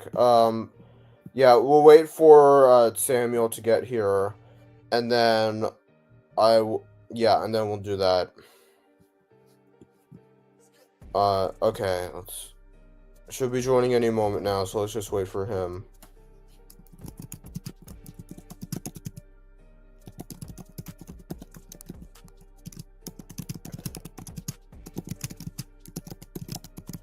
One second, sorry. Okay, Samuel's waiting on Krish. As for now, let's see the Oregon marching band. Can't really hear them right now.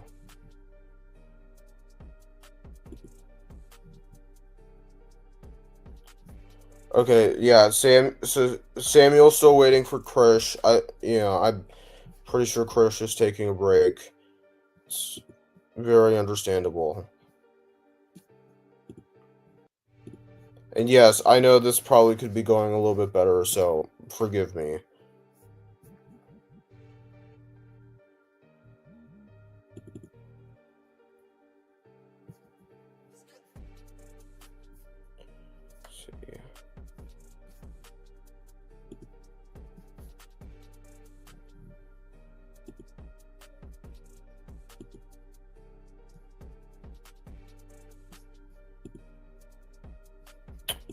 Okay,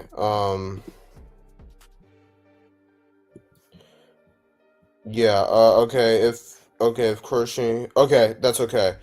All right. So I'm just watching the Oregon marching band, and okay, Samuel's here. There we go. All right. Here I'll let you take over now, No, and no, then you should keep on here for the halftime show.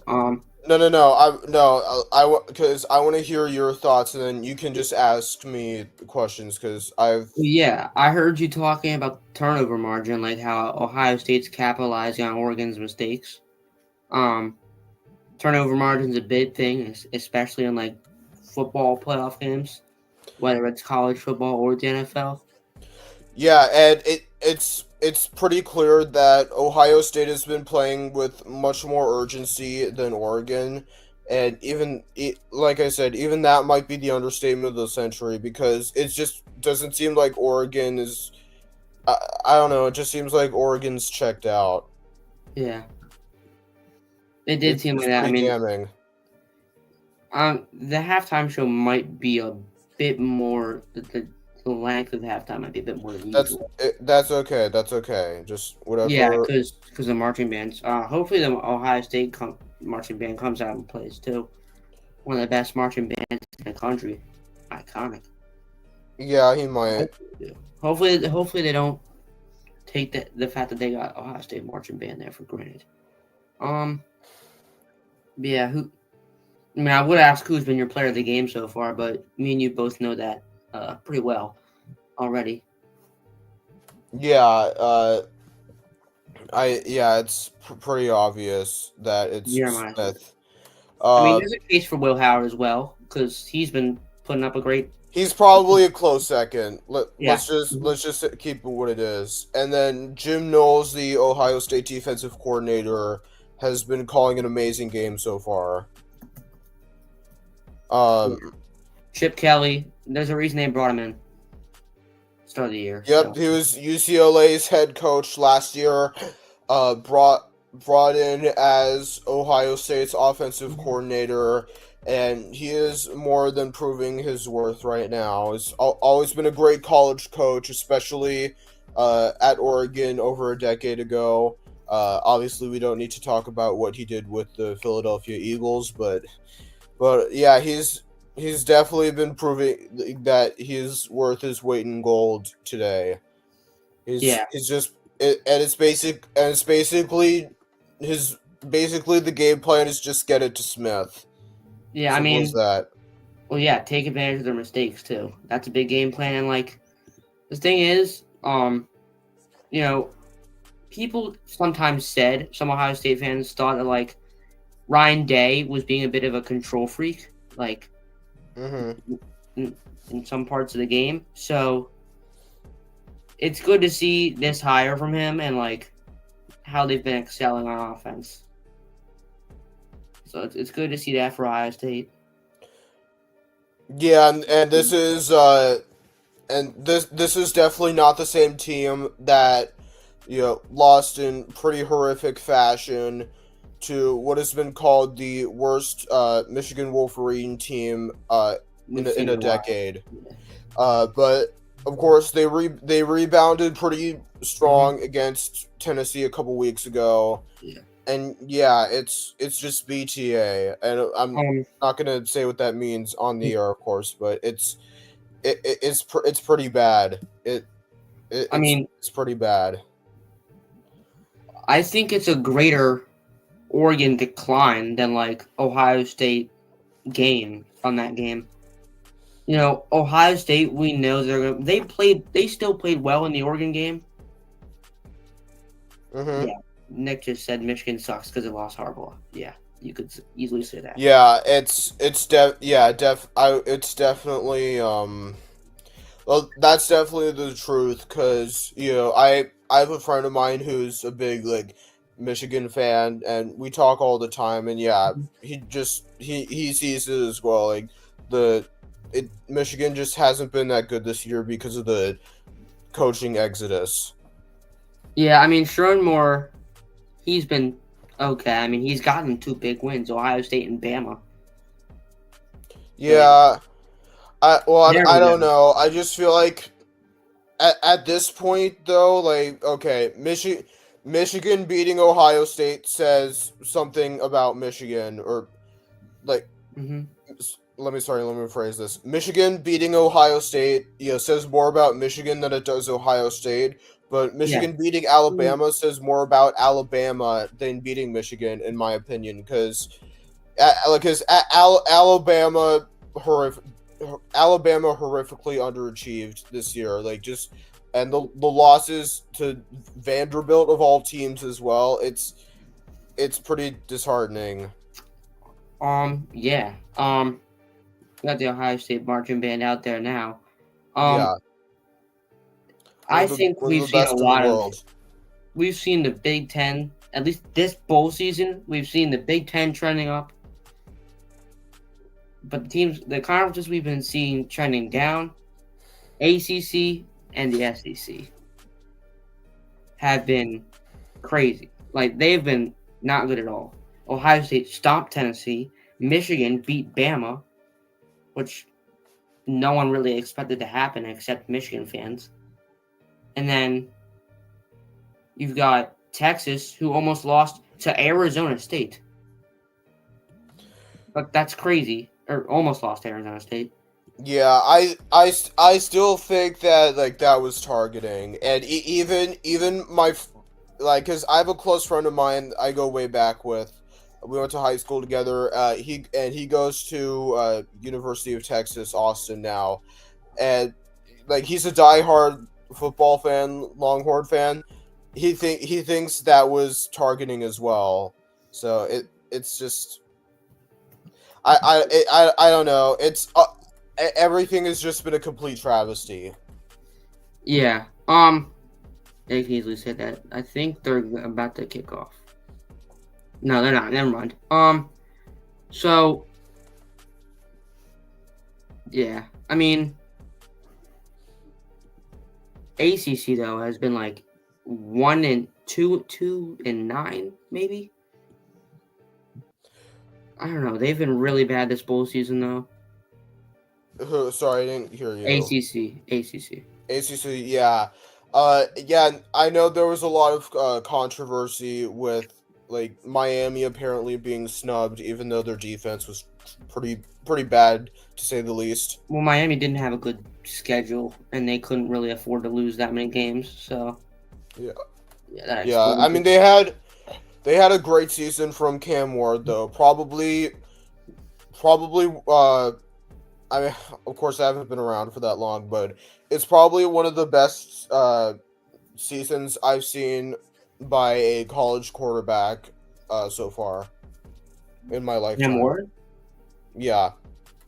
Yeah. I mean, he single-handedly carried Miami to what they were, and he might have a good pro career, he might not, I don't know, but and Ward's had some like rapid growth as well. Like he started out at Incarnate Word, and like continued to make his way up the ranks. Went to Wazoo. Said he was declaring for the draft. Then he tapped out and like went to Miami. Like he's been getting better and better, and now he's putting himself in a position to be the second QB off the board in the draft, possibly. Yeah, after Shedeur Sanders.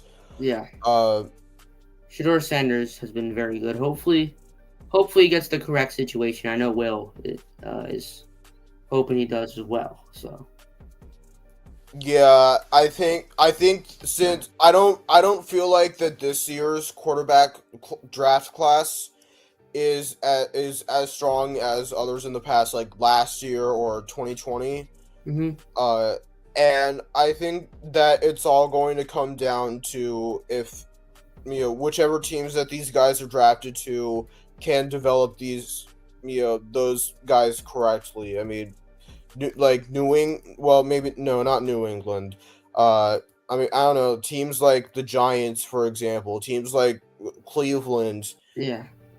It feels there's a lot of teams that need a QB, and there's not enough good QBs to fill those needs. Like it feels like someone's gonna have to draft undervalued. Yeah. I mean, the end of April is definitely going to be interesting to say the least. Let's see.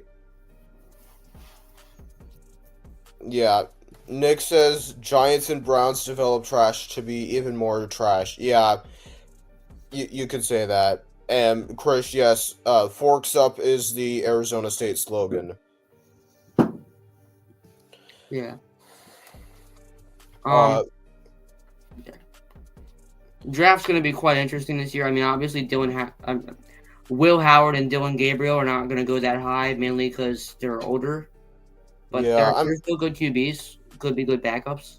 yeah, they could fall in like the same area that Jalen Hurts was drafted. Honestly, They could, but there would have to be something that they do in the combine or something like that that really yeah, raises the eyes of scouts. yeah, yeah. It's most likely it's gonna be mid round at best for them. And then one last question before we kick off the second half, or before the second half kickoff. Do you think that Drew Aller, the quarterback for Penn State, declares for the draft this year? Yes or no, and why? I think he already said it, he's coming back. I believe so, but he has a chance to develop into one of the top prospects as well. I mean, he made some really good throws in that Boise State game early, so we'll see. Yeah, he definitely has. All right, well, I think we're almost back. I don't know where Chris is, but hopefully all is well. Thank you for doing this halftime show, Declan. Yeah, of course. Just doing my job. And wait 1 sec. Let me just make sure. If you haven't already, feel free to follow me on Insta right here. I have a bunch of content that you guys might like. So yeah, come check it out. But anyways, we are back for the second half. We're back for the second half. I'm here, guys. Yep. Sounds good. All right. Thanks, Declan. Yeah, thank you, Declan. And whenever there is a touchdown, if there are some touchdowns and it turns into an interesting game, Declan is going to give us some more insight. He's going to bring out that whiteboard, show you all the plays, as he showed us the Emeka Egbuka, Jeremiah Smith touchdowns, etc. But back to this ball game, Samuel, that first half was fully rode on Ohio State until those final 3 seconds when Oregon was able to get a touchdown and that 2-point conversion. Do I still think this is going to be a ball game? More than likely, no. But Oregon does get the football to start the second half, so what do you expect to see on this drive? I'm not going to say anything yet. I expect Oregon to come out of the gate with a couple good plays, but I also expect our defense to be able to stop them and prevent any sort of offensive outpour if it happens. I mean, you really just got to hold them to 3 every possession. Just make sure they don't get in the end zone, and everything's going to figure itself out. And on the offensive side of the ball, that's where you're going to make sure this game is going to be all right, I guess. Like, if you can waste time on the offensive side of the ball and keep the ball in your hands, then it's going to go well. This will be a touchback, and the second half is now underway. The 2025 Rose Bowl College Football Playoff quarterfinal begins. The Ducks will have the football. I believe there was an injury to running back Jordan James. Do we get any information about that? I believe Holly Rowe is talking about that right now. Yeah, Evan Stewart's on the sideline. He is actually not in the game right now for the Ducks. So Trayshawn Gordon has done little or nothing today. Oregon. Evan Stewart's done little or nothing. Conversion. Does he have a reception? I'm not sure. I don't even think he has a target this game. So they have not utilized Evan Stewart, their wide receiver 1 transfer from Texas A&M. First down and 10. It'll be a carry for Whittington, and he will fight everything he has to get back to the line of scrimmage. A tackle made by Tyleek Williams. We gotta see Oregon start to be aggressive here early, Chris. Time is winding down. Tyleek Williams, one of the better interior defensive linemen in this upcoming draft class, making the tackle on Whittington. He was almost a TFL. Whittington somehow using his athleticism to get back to the line of scrimmage, give the Ducks a chance to stay ahead of the sticks. A second down and 10. They're going to wave Ferguson in motion. Shotgun snap for Dylan Gabriel. He is in trouble, and he is sacked back at the 11-yard line by Jack Sawyer. The OH celebration after, too, Chris. Jack Sawyer. He was the number 1 overall recruit when he came to Ohio State. He bleeds scarlet and gray. That's what he's been his whole career. The unfortunate part about this for the Ducks is your whole goal is to stay ahead of the sticks. You need a big drive to give you a chance back into this ball game. A loss of 12 on the sack from Jack Sawyer, a 3rd down and 22. They're going to go Jack 5 Sawyer comes wide from Ohio as on the well. right side, 2 receivers on the left. Gabriel takes the shotgun snap. He's got Sawyer in his face again, gets away, rolls to his left. Dylan Gabriel chucks it downfield, and was that caught? I don't think he got a foot in. Lowe made the reception. Was he inbounds? The refs have not made a decision. I think they're saying it's a catch, and I think that's a catch. Whoa, that's a good toe drag. Yeah. What a catch. Wow. He got both feet in. It is 4th and 1. He's just shy of the first down marker, but at this rate, you have to go for it. And Dan Lanning's keeping his offense on the field. Chris, that's a Sunday grab right there. That was pretty nice. Toe drag swag. Yeah. The Sunday catch. That was nice. 4th down and 1. Read option, Gabriel, and he gets it from what it looked like. I think he got it. He initially did not have it. He had to use that second effort to get the first down. This read option with Whittington was a good fake out. And then Caleb Downs almost had Dylan Gabriel stopped in his tracks. Instead, it's a first down for the Ducks. They moved the chain. Downs, another guy that went from Bama to Ohio State. Caleb Downs, another guy went from Bama to Ohio State. He was in the Rose Bowl last year, too. And he made a pick on the first play of the game. Gabriel throws, and his pass is caught. It's Ferguson up ahead. Stiff arms himself into Ohio State territory. That was a good play. That was on Style. I believe that was Sonny Styles. Sonny Styles, who leads Ohio State in tackles this season. Makes a good open field tackle because Terrence Ferguson had a bunch of green grass ahead of him. They go back to 5 wide. Gabriel delivers. It is caught by Whittington at the Oregon sideline, a gain of a couple yards. Oregon's moving here. 2nd and manageable. Ohio State's got to stop him. More on Sonny Styles. I believe he committed to Ohio State as a safety, but now he's platooned into more of this linebacker role. Oh, really? Wow. Very well.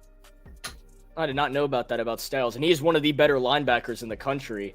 I mean, this Ohio State defense is just loaded with talent.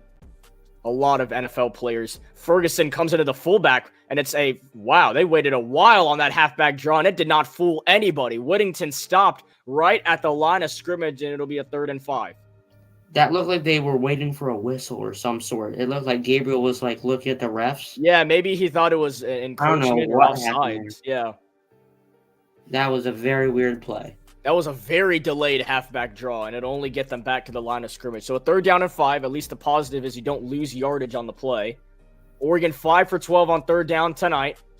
They're in go for it. Need all of the 5 yards they need right here to keep this drive going. 3rd down and 5. Gabriel looking to his left, looks over the middle, delivers, and it is it caught? Yes, it is. Trayshawn Holden with a remarkable grab in the middle of the field, and the Ducks are starting to find what they look like throughout the regular season. And they're not taking what they're given because Ohio State's not giving them much right now. And it's a one-hand grab by Holden. Yeah, they're just beating Ohio State right now. Their receivers are doing pretty well. So some motivation out of the locker room from this Oregon offense. Yeah, you expected that. 58 yards, Dylan Gabriel on this drive. And they're going to go play action. Gabriel looking downfield, rolling to his left. He can take off if he wants to. Flips it for Ferguson up to the 4-yard line. 1st and goal for the Ducks. These are some very nice plays from Dylan Gabriel, scrambling out to his left, waiting and finding his man, Terrence Ferguson. He fell Ferguson down. Initially falls, yeah. Yes, he waits for the blitz, and then he throws. That was a great play. That was Styles again with the impact. He waited for Styles to bait off the coverage, and he threw it right to Ferguson. Very nice. 1st and goal for Oregon. And remember, the last time they got here, they went for their 2-point conversion and got it. I would expect them to do the same if they do cross the goal line at the Ohio State 4-yard line. They give it on the ground, and this will be short of the line to gain. It'll only go for about a yard. It's Jaden Limer with the carry, his first run of the night. Positive from this Ohio State team is that they've got some time wasted on this possession. It's more than a 5-minute drive already. So there's that. Every tick is less time obviously. What am I saying? But yeah, they keep going down. Clock keeps going down. It's still a long possession for Oregon. At some point, they're going to need a big play to really shorten the gap. But right here, the goal for Oregon is just score. And the play clock is winding down. They got to get this up. It's at 2. It's at 1. Gabriel's got to snap this football. And I don't know if he did. This might be a delay of game. And Oregon can't waste a timeout either. They're going to have to use them at some point if they want to come back. And I think they actually did call timeout. I think Lanning had to call timeout. He did not look happy at all calling that timeout, but he had to. Timeouts are the most precious thing, and they already lost some. So one timeout already burned early on in the third quarter. It is a 2nd and goal when the game returns at the Ohio State 2-yard line. You have to be thinking, though. I know we're talking about Oregon coming back into this ball game. You were down 34-0. You get your touchdown in your 2-point conversion. That does not take away from the fact that Ohio State has scored 34 points. Their quarterback has 270 passing yards and 3 touchdowns. You got Jeremiah Smith, a freak of an athlete at receiver. That does not take away from the fact that Ohio State's offense has been dominant today. And how is Oregon going to stop that to give their offense a chance like they're doing right now to get back into this ball game? Yeah, Oregon's got to lock in on defense. Obviously, we still haven't seen how Ohio State's offense is going to come out of the break. I believe it was... I'm curious how aggressive Ryan Day's offense is going to be here. Yeah. Because do you just run the ball with Judkins and Henderson, or do you... But if they play man, you heard what Jeremiah Smith said Monday. That's true. You've seen it this whole game. If they play man, they're going to take advantage of it. They have the receiver talent to expose man coverage. I mean, it's more than likely that one of their receivers on the play is going to get open. Very true. Out of that trio of Jeremiah Smith, Emeka Egbuka, and Carnell Tate, I mean, they just have playmakers everywhere. It's NFL talent everywhere on this roster. Ohio State, they're going to put a lot of guys in the league, as they always do. These powerhouse teams always do that. I mean, Ohio State just has a bunch of them.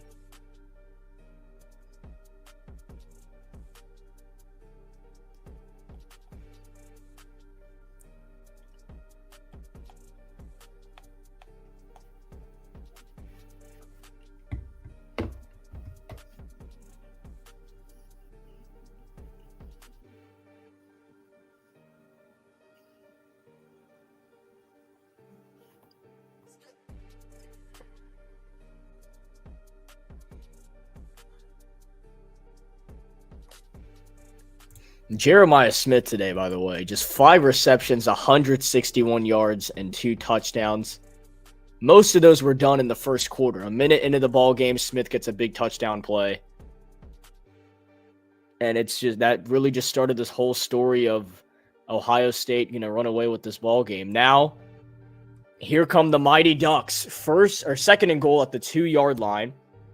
Can they punch it into the end zone, try and cut into this lead a little bit more? That play from Dylan Gabriel, that Heisman finalist type play from Dylan Gabriel, rolling out to his left and finding Terrence Ferguson. He started this game off 11 for 19, 65 yards. Right now, 9 for 9 for 144 yards.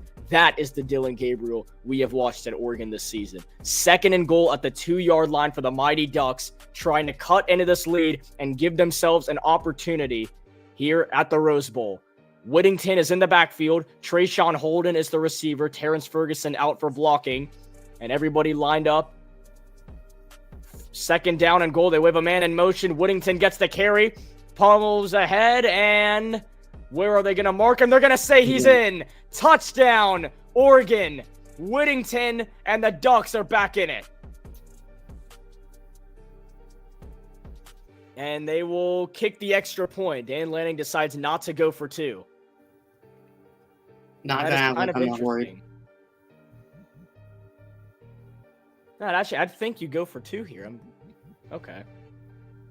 You got to chase points at this point. 34-14. At this rate, you have to chase points. Well, if they go for 2 now, make it, get another touchdown, make another 2-point conversion, then it becomes a 10-point game. I can see why they're not doing it yet, though, because I mean, this makes it a 19-point game. yeah, I guess that's fine. You don't have to do it yet. The extra point is good.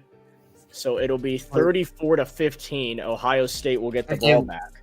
If they went for the 2 there, got another 8 later, then they would have had the ability to come back with a touchdown and a field goal. But they're 3 scores away. They're making it closer. I will say I'm kind of scared. Yes, Nick. Or you can just score 3 TDs, which is the only option now. They rule out that option with that play. I'm not sure if I would have done that. Yeah, I was kind of confused why they didn't go for 2. I actually thought just any points you can get at this point. You got to chase points. Yeah. Either way, 34-15. Oregon, either way, has still cut into this lead, respectfully, and have given us somewhat of a ball game. So we'll see what Ohio State does with it. They've been obviously one of the most explosive teams in the country all season, and they're exposing that on live television today here in the playoff. And can they continue to prove their dominance against just what an abysmal first half of offense and defense, absolutely defense, that was from the Oregon Ducks?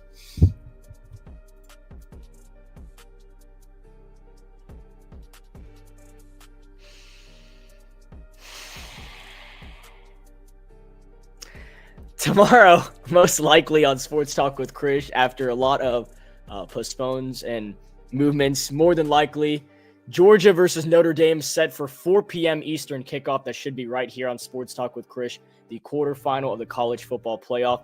The last week, week 18 of the NFL season, the Panthers-Falcons game on Sunday. Last Panthers game of the season will obviously be right here on Sports Talk with Krish. And then we get to the NFL postseason. So we'll have the college football playoff semifinal games and Super Wild Card Weekend. It's going to be right here on Sports Talk with Krish. A very busy time for this channel. We're going to go through college football and the NFL, all the way from the CFP National Championship game to the Super Bowl. It's going to be a lot of fun. I'm excited. It's one of the best times of the year for football fans. Absolutely. And for this channel right here, we're going to have those two going on, the college football and the NFL. Then when we get to February, we can transition to college basketball, March Madness, and then straight to the NBA playoffs. It's a good time. I love it. Who got win a Super Bowl, Krish? The Chiefs. Fair. It's hard to say they're fraudulent when they don't lose, man. If I were neutral, I would probably say the Chiefs too.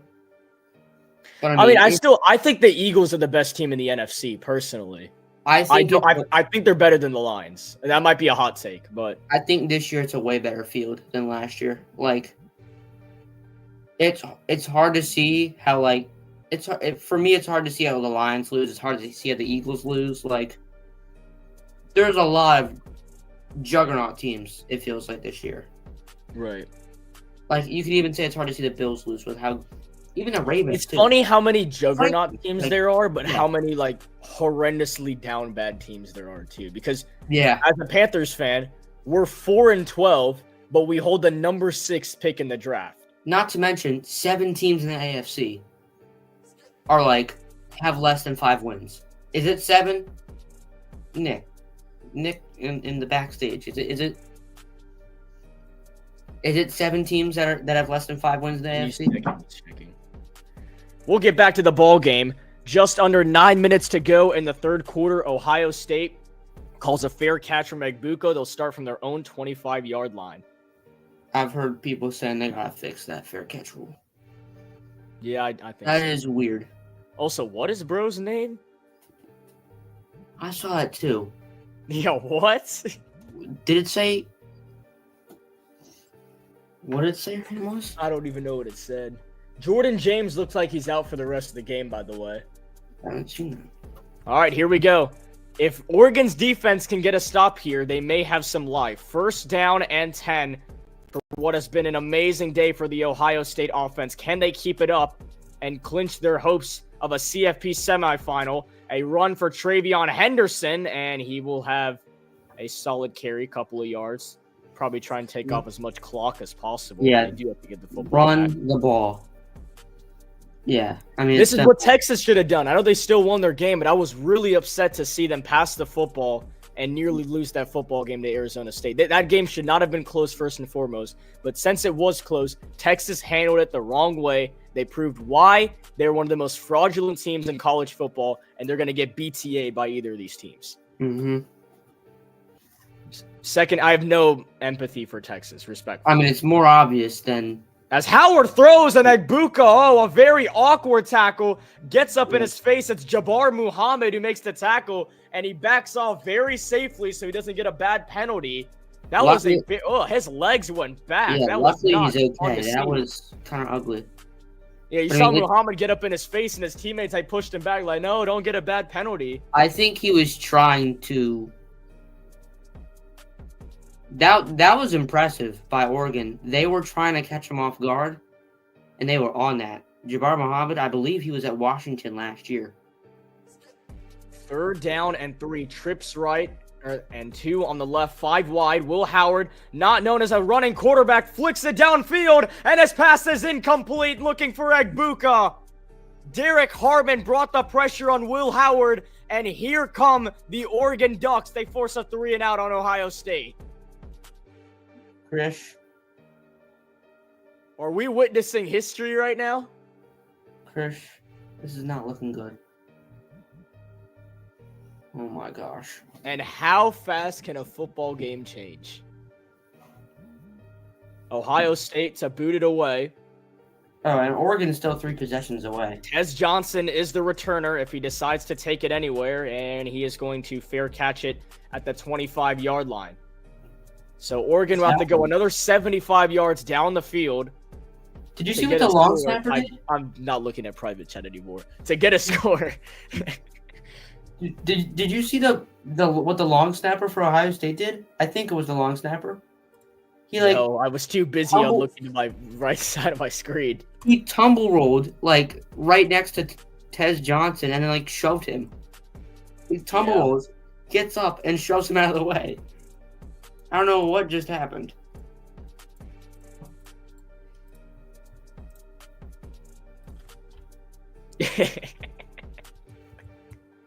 Yeah. All right, Oregon gets the ball back, and only a minute and a half came off the clock. So, as an Ohio State fan, live reaction, Samuel, how do you feel right now? Horrible. Oh, man. I feel horrible. Hey, I'm a neutral. As an East Carolina Pirates fan who got to see my team win the Military Bowl against our biggest rivals, and your boy that's been on this channel, Icy, Rajay Harris, gets an 86-yard rushing touchdown to win the game in the final minutes. Awesome, by the way. Yeah, I would love to just see a good football game. I do think I did pick Ohio State to win, so I'd like if they won, because I don't want to hear Jake talk. But I do want this to be a close game. If that makes sense. I do. This would be fun if it gets close. I'm glad for your boy, Sowell. And so Sowell's going to Iowa State, man. I got to get involved in now Big 12 football. I think it was pretty obvious he was going to move after the year he had. I think I got to become a Big 12 fan, kind of like how Will has with Colorado. I got to become a little bit of an Iowa State fan now. I thought he could go to the Big 10. I really thought he could. He had the talent. I forgot. I think I put his offers down. So hold on, let me check. He had offers at the time. Also, I wouldn't be too shocked if someone like Ohio State offered. So Chase had offers from Houston, Iowa State, Florida, Ole Miss, Virginia Tech, TCU, SMU, Illinois, Oklahoma State, and Arizona State, who just lost. And that was it? Yeah, those were his main offers that he was looking at. So I'm assuming the big teams this year out of that is Arizona State, Iowa State, obviously, and then Ole Miss. Yeah. That would have been interesting to see him at ASU because they need some receiver help. I think him at Florida would have been interesting too to see Lagway because he's so young. They finished off the year very well at Florida. I mean, Iowa State, it's a good situation for him. I'm happy for him. Yeah. Is Rocco Becht coming back next year? I think he is, yeah. Okay. So he's going to have a solid quarterback, yeah. Also, does he have 1 year left after that? Yes, he does. He's going to be a junior.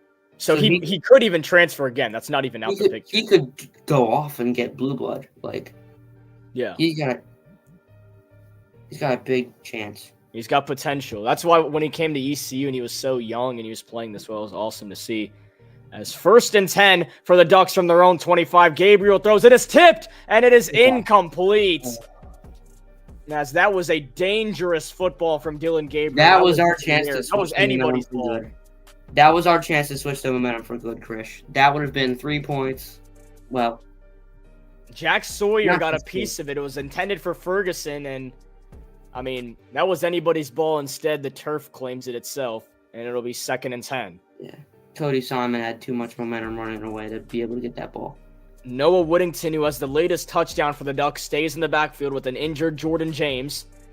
Gabriel rolling to his left, looking to check it down. He's in trouble, and Jack Sawyer gets him on 2nd down again. Yeah, as soon as Nick placed a tiny bet on Oregon, it seems it's going all Ohio State's way. Jack Sawyer. That's a Michael Jordan-esque move. I bet you $5,000. Jack Sawyer. Now. Oh, yeah, thanks, Nick, for cursing him. I appreciate that.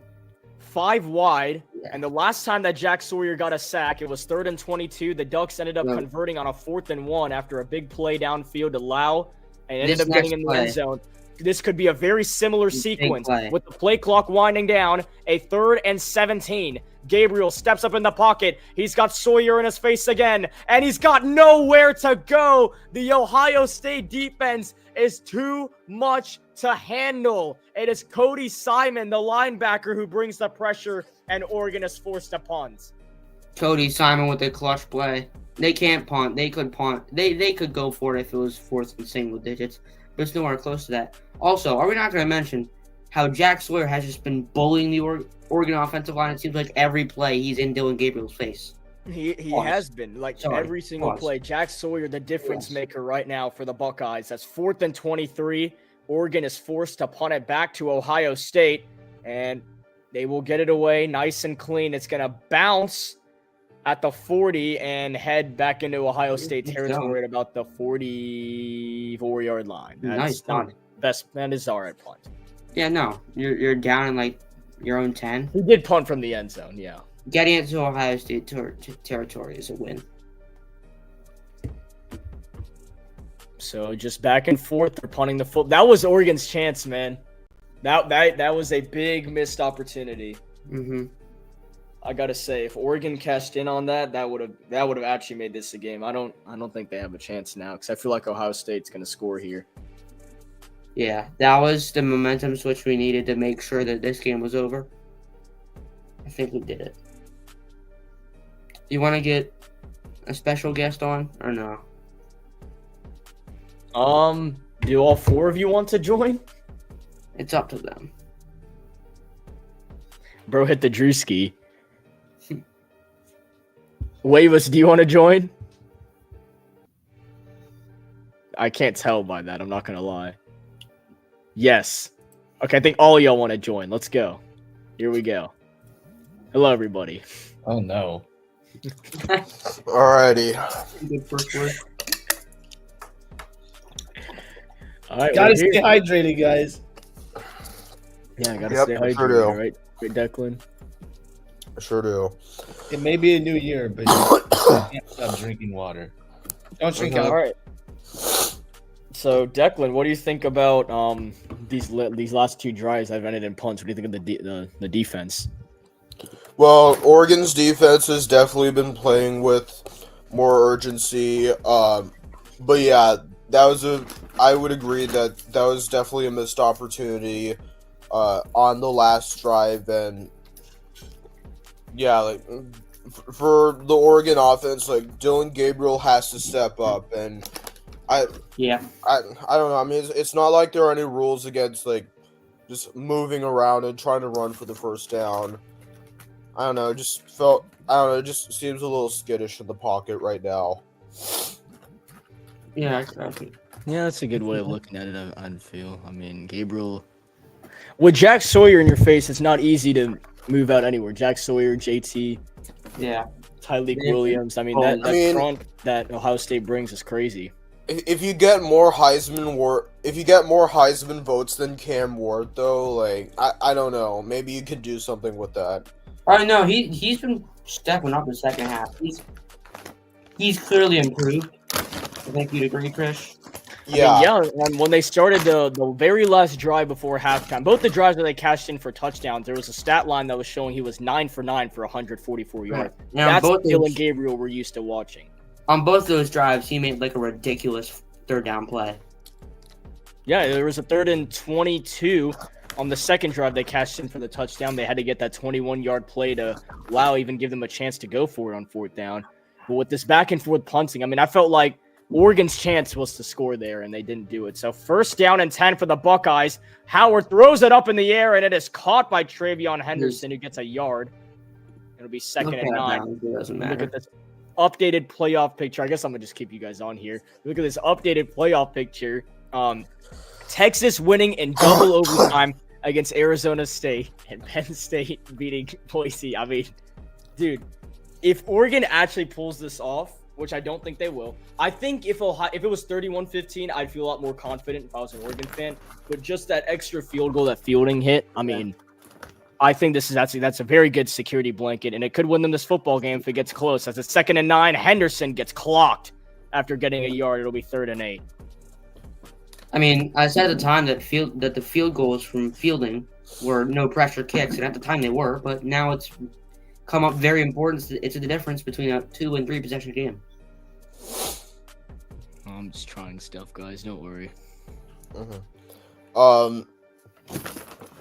Yeah, that field goal definitely could come in handy. I mean, we have seen things like that happen before, but obviously there's still a lot of time left. So just wait and see. As a 3rd down and 8 to Jeremiah Smith is going to be complete. A 1st down and a lot more. Very nice from Jeremiah Smith. We haven't seen him do too much this second half. Not this game. He's been doing a lot this game. But finally, there's some reminiscence of the first half from this Ohio State offense. Yeah, the Oregon players are not pleased. Someone pushed the ball out of Smith's hands. Jeremiah Smith tonight, 6 receptions for 171 yards, 2 touchdowns. I mean, he's already NFL bound as a freshman. 1st down and 10 in Oregon territory. A low snap play action. Will Howard rolls out, chucks it downfield, and another spectacular catch by Jeremiah Smith. Put that man in the league. That's what I'd say, Chris. He's got 2 more years to go, though. He's going to be a Buckeye. Which is unfortunate. If he wanted to actually... no, it's very fortunate.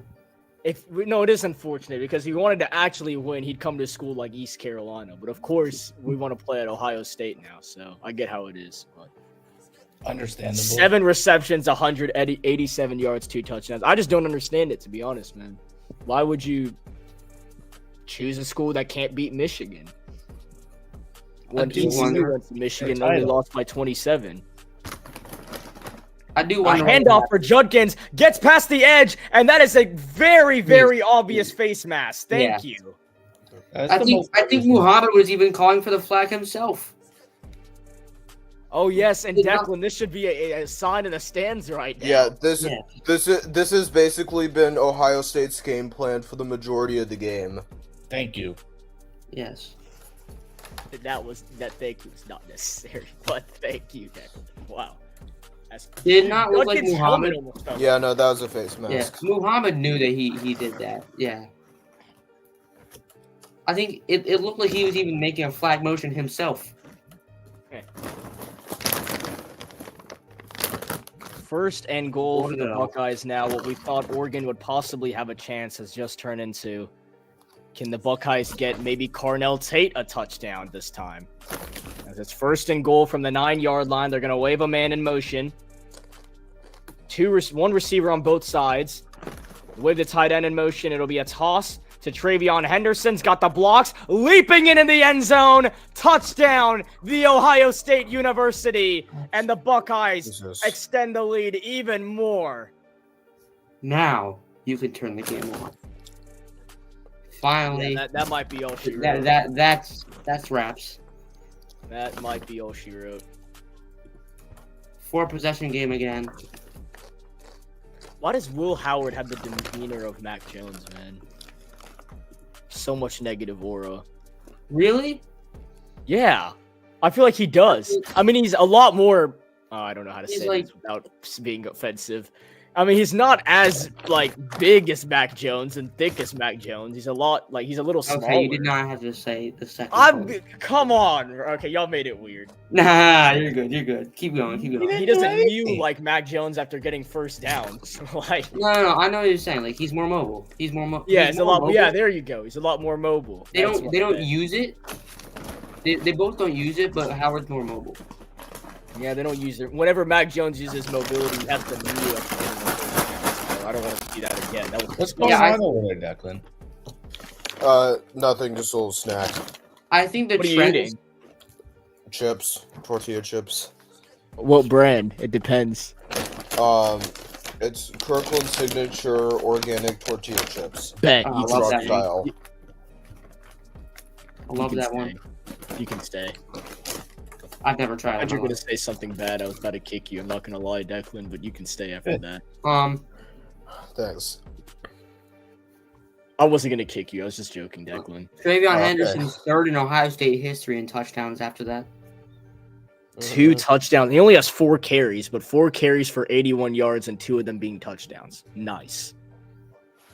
Pretty good day at the office. So Nick, you don't watch college sports that much. That much. Were you rooting for Arizona State today though? I was so disappointed when they lost. Couldn't even tell you. That's why I couldn't join the first half. I was crying all first half. Wow. Declan, anything to cheer me up? Well, I mean, no matter what happened, like this was a great season. It was a great season for Arizona State. You That know, didn't help. Well, no, First down Arizona and State is 10. a very It's good gonna be a team. screen pass to the left side to go for a gain of 8 yards. Declan is championship or bust every year. Yeah, well, Arizona State has a very good future. Just In all I seriousness, don't care future. about no goddamn future. We're talking It is- about future. in all seriousness, it is crazy how they went from worst to first. That was pretty cool. mhm. In all seriousness. Mm-hmm. Yeah, but no titles.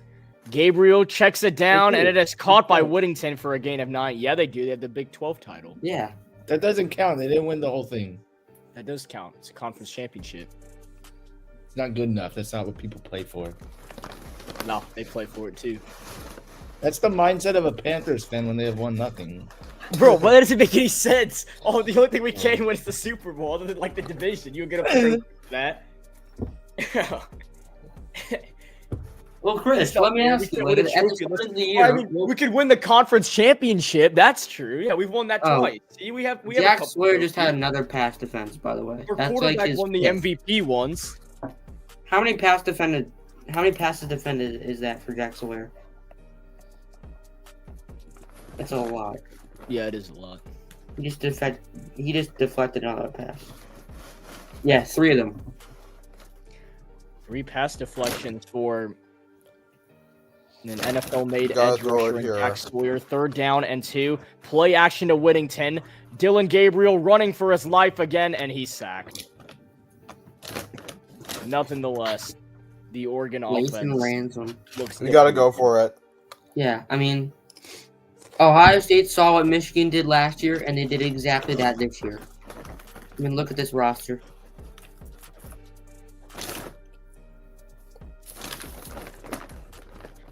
I don't know why I feel so intrigued. Hold on.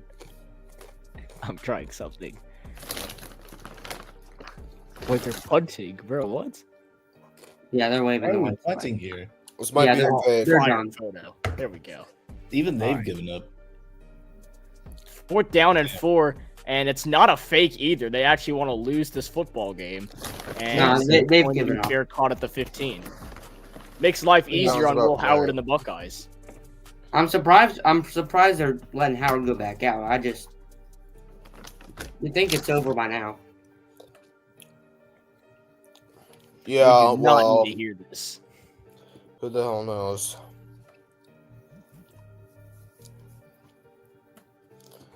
Who knows? Nobody. Caleb Williams on what he wants from the next Bears head coach. Just a coach that challenges us, a man of his word, a disciplined coach, a guy that wants to win. So basically everything that Flus was not. He wants Jim Harbaugh. We know this. You know, I was Not reading getting Jim something a few Harbaugh. weeks ago. Yeah, you can't have him. Like I was reading something a few weeks ago that And there goes Quinshawn Judkins for another first down. Got Continue, tackled by his Declan. teammates. up flag.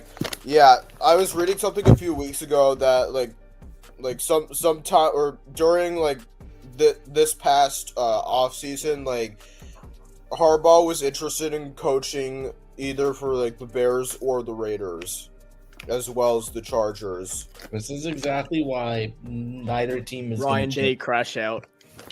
I think the Chargers were the obvious option, though. Yeah, I mean- no, duh. They already had Justin Herbert. I mean, they Jim yeah, Harbaugh I mean they're more wanted the stable. Panthers, but David too. Tepper didn't want Jim Harbaugh. He wanted Dave Canales. Well, no, Canales is a good coach. Nick, Like do you know a lot about college he's coaches? been really good this year. Yeah, tell me more, Declan. Tell me more. What else do you think? What did he Actually, say? hold on, wait. We have one more play in the third quarter, and then you can tell me more. What First did and that- 16 for Ohio State after the penalty. Another carry for Judkins, and he will get a yard or two and will be ruled down by contact. Speak more. So you think Dave Canales is a good coach? What are your thoughts on Bryce? Bro, Young? he's not better than McVay, Declan. Shut up. I'm What are not your thoughts on saying Bryce he's better Young? than McVay. I'm just saying, you know, I think that Dave Canales has done a good job with the Panthers this year, just being able to really motivate them after that really awful start in September. And I don't know, like the past month or two, they've been really competitive in a lot of their games, even if they've come up on the short end. So that's all I wanted to say. What are your thoughts on Bryce Young? Yeah, he's looked a lot better, and I mean, I hope the Panthers do keep him, but it's David Tepper, so who knows at this point. Do you have any thoughts on our I mean, you may have heard of him, our undrafted free agent receiver, Jalen Coker? I have to do more research on him. So Yeah. my apologies. No, you don't have to apologize. That's I want to ask Nick a question. all right. Nick, who do you think is the most likely college coach right now to do what Harbaugh did? Whoa, Not necessarily win. No, Not necessarily win a national championship, then go to the NFL. Just go to the NFL in general. Go to NFL and succeed? Who do you think? Who's the most likely coach to just go to the NFL? Oh, To become man. an NFL head coach, besides Belichick, if something crazy happens. I don't know. I mean, what Harbaugh does is what nobody else can do, which is literally he's successful on both sides. Like, Well, I think don't we see a know. bigger correlation between the two because that's an insane question. like what Saban said. It's like he left because college football is turning into free agency. It's like there could be more correlation between the two. I still think there's a lot of My difference. bad. Sorry. This is that's a hard hitting question. Wait, nobody saw that. Okay, good. What? Okay, good. No one saw that. I saw a picture of Bryce Young. I kind of emoted. All right. So I'm gonna go on YouTube. That's and watch actually a really that. tough question. I couldn't tell. Yeah, I think like Harbaugh is different from any like college coach that's gone to the pros because like he's already been there before, like with the 49ers, so he knows like he knows the NFL as good as he does college football, and like he knows how, like, because a lot of college coaches when they go to the NFL, like I was just talking about Chip Kelly earlier, like almost all of them don't have like as much success, like but like, Urban Meyer. Urban Meyer definitely did not have any success in the NFL, but Matt Rule. Matt Rule, no. But yeah, that's why Harbaugh is different from all the other college coaches. We like different. I mean, the only other like college coach that I think was actually successful in the NFL was Bobby Ross with the Chargers when they were in San Diego. Like he took them to a Super Bowl in 1994. Interesting. Yeah, and then they got blown out by San Francisco. Yeah, weren't they like 18-point underdogs going into that game too? It was pretty bad. Yeah, but I mean that Chargers team had a lot of great players though, especially on defense, like Junior Seau, God rest his soul, and Rodney Harrison. Yeah. As they carry to Quinshon Judkins with a gain of a couple yards to open up this fourth quarter. Oh, that's the reporter's name. That's a crazy name. What's the name? Her name is Stormy. Oh yeah, and I want to make a joke so bad, but I can't. Other than Bobby Ross, now I know. My bad. Other than Bobby Ross, like the closest college coach that's become successful in the NFL before Harbaugh was Jimmy Johnson. Oh god. I saw that, Chris. Alright, 3rd and 11. Howard wants to take off, but he's sacked. And the Oregon Ducks have a little bit of life. It's Derek Harmon who gets to him. Did y'all see You what? just gave me too many ideas when you mentioned what her name was. Yeah, my bad. Oh boy. I'm Oh, sorry. that's correct. I forgot. No, you didn't forget. No, I forgot. I remembered after I said her name. Can we get like a punt return touchdown here? Yeah, why not? Calling it right now, punt return Game's touchdown. over. 4th and 16, and this is going to be Just go for it. Just take the safety at this a point. fair honestly. catch at the 49-yard line. Okay, since I did the fair catch, maybe in college too, they can do that free kick thing now. Well, I feel like what I just said shouldn't count because you can only have a return when you obviously return it. So just because he fair caught it, my guess there does not count anymore. I get it back. They should do the free kick. It's a fair catch free kick. You can do it. It's like 50-yard line. Declan, what do you think about that fair catch? I mean, you really don't have anything else to lose at this point, so That's what I'm saying. Do it for entertainment. Declan, would you have ran with that football? Not yet, no. Not yet. He'd still be holding on to it, not even calling for a fair catch. He'd just be holding on to it, standing there. Yeah. There you can say go. that. Why does my volume just keep dropping? Hold on. So, Chris, what broadcast do we think we have after the college football season? There's I gonna know be- there's NFL. Like, I'm trying to figure out what Chris, exactly. you didn't right even now. mention the Hornets when talking about upcoming schedules. Yeah. The only upcoming schedule is May for when we have the draft lottery, and then June for when we actually have the proper 2025 NBA draft. That is We got to do Lakers Hornets on January 9th. I think it's a playoff game that day. Oh, there's a playoff game that night. Sorry. Is that a Monday night? Is that like No, it's a Thursday night. There's a college football playoff game. Oh, that's right. They're doing stupid middle of the week games. Jacqueline, do you know which games? Do you know who's playing in Orange Bowl and who's playing in Cotton Bowl? I don't know who's playing the Orange Bowl yet. Wait, hold on. Cotton Bowl. Oh, dang. nothing I'm yet. not going to be able to watch Ohio State in the 70s. It's Orange- fine. Orange Bowl, I'm pretty It's sure fine. We're Texas going is to beat in it Texas now. anyways. It'll be a blowout. I'm pretty Doesn't sure it's matter. Texas. Yeah, it's fine. Yeah. Oh my God. Chris. I did not need to say that. Yes, you did. You Uh, typed it in. I've never been to Dallas before. It's in that case, that's not what I was referring to. I know. I know. All right. Oh But you know wait, what? wait, no, I'm not playing in no Cotton Bowl. Yo, I'm not a racist. hey, all right, bro. Yo. Come on, I am not a racist. Okay, I promise you, I'm not a racist. No, we know that, Declan. That's we? obviously something. We know you're a good person, bro. Thank you. All right. Let's just stop there, bro. That's not. Oh yeah, well, let's just You stop. started it. Chris, I didn't. Hey, You I'm do. calling a game here, guys. So Ohio, I'm not gonna be able to watch Ohio State once they Play win. flicker. Oh, What is that? what was that? That did not work.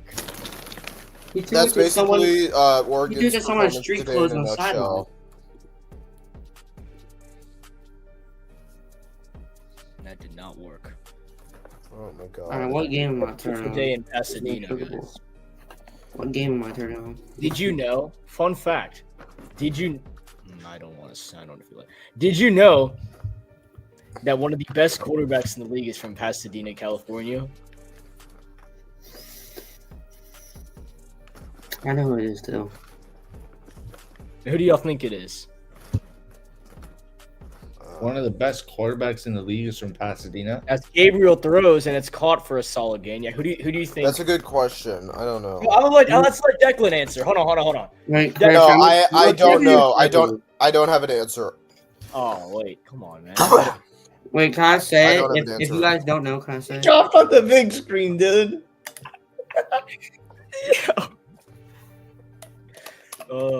Waivers has affected the entire Oregon team. Nick, do you know? Third down and 4. They're gonna wave Whittington in motion. Well, I know. No, I don't know. Actually, Shotgun snap for Gabriel, delivers and is caught by Ferguson. A first down into Ohio State territory. Chris, is it Bryce Young? It is indeed Bryce Christopher Of Young. course it is. Cool, Wow. Declan, right? Wow. what? You said Pasadena, California. He is from Pasadena. Yeah. He was born and raised Deadass? I didn't know that. as Gabriel rolling, and will throw it away. He was born and raised actually in Philadelphia, Samuel, for a couple years, then moved to Pasadena to play at Modern Day. You know who's also from Philly, Chris? I did not know that. Wow. 'Cause I live in I Pasadena. am. Oh, and also I'm also from Philly, and You know someone that's not from Philly? Labeless. Simon, what the hell did I say? Wash my mouth. Yeah, no. Okay, so we're gonna say watch your mouth on that and not what I said. Deadass? Deadass is a bad word since when? I'm joking, Nick. Come on. No, we're joking. As Trayshawn Holding gets a solid gain, the ball came out at the end of the play, but he was Oh, already y'all down. being so mean to me in 2025. Damn. We're trying Yeah, to leave you. I already sold 2025. I gotta wait till next year, bro. Yeah, you did on 2026 is call. my year. 2026 is my year. 3rd and 3. Gabriel waiting. Stop, go. Bro thinks he's Cam Newton, and he gets sacked. You know, Chris, you know who's also from Philly that you want in the draft this year? Abdul Carter? You gotta go for Yeah, it. he is from Philadelphia as well. Why you like Abdul Carter so much? Like, what draws your attention to Carter compared to other prospects? Because he's the best edge rusher in the class by far, and is one of the most generational edge rushers that we've had in a while. And no What one's about- talking about it because there's so much hype on Travis Hunter and Shador. And What Cam about Ward. James Pierce Jr.? No. He's James solid. Pierce- James Pierce, he's solid, but he's not no Abdul Carter. As 4th and 11, Gabriel hits Alright, Tez true. Johnson. He's got to make a play. Makes a man miss. Oh, he and got gets it. down. Very nice. I think Abdul Carter's more of a linebacker, and they're both edge rushers. But I think Abdul Carter will usually play more linebacker. That's good. If you can play Pierce- linebacker and bring Yeah, I'm just saying. I think that's the difference between them. Pierce is going to play more D line usually. Yeah, I mean, Abdul Carter, you can be versatile like that, then join my team, man. I do like the Micah Parsons comparison for them. That's going to be. I mean, Good he's a lot. literally Yeah. Micah Parsons 2.0. This is tipped and incomplete. What's so funny? I can't show it on here, but You had to pick Send it to one us in guy. private chat. Send it to us in private chat. Okay. If you had to pick one guy on any of these teams to put on your favorite NFL team right now, who would it be? On either Oregon or Ohio State, Yeah. Jeremiah Smith. Not even close. all right, Chris, you got Yeah, it. Jeremiah We Smith need a or wide, Jack the Panthers Boyer. need a wide receiver 1. Yeah, obviously. Yeah, Jeremiah. well, it's different for me because I'm an Eagles fan. So Who would you want? As Gabriel takes off.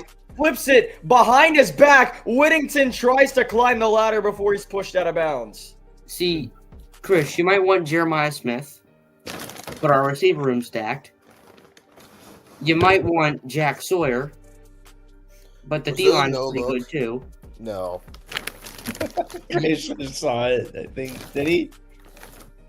Nick, Drop my phone. Hold on. send it to me. I mean, you got Jack Sawyer. Our D-line's pretty good though. And Jack you said got, you wanted too? you got Travion and Judkins. Um, They're good too. So yeah, I don't know who I I'd say. haven't gotten anything. Do you want it though? Nick, send it to me. Sure. I just What did is say that supposed to mean? Yeah, go ahead, send it.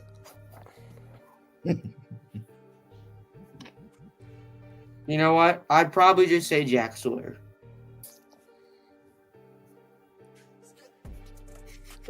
I don't see it. Hold I on.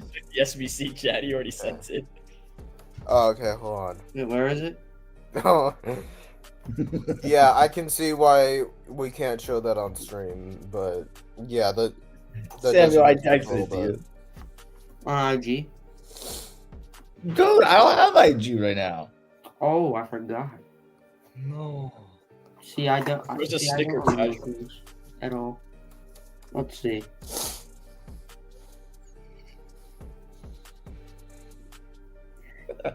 Damn. I'm done. I just saw a meme that said I haven't showered since last year. I'm turning off my phone. I quit. Wait, are you talking about what you just sent to me and also what you sent to me at 7:16? I will be right back. You guys continue to cook. Okay. All right. Nick, are you talking about what you sent to me at 7:15? Just now. Well, yeah, that and 7:16. I sent you two things? Well, you sent one in the chat. Well, that was a while ago. Yeah, that's funny.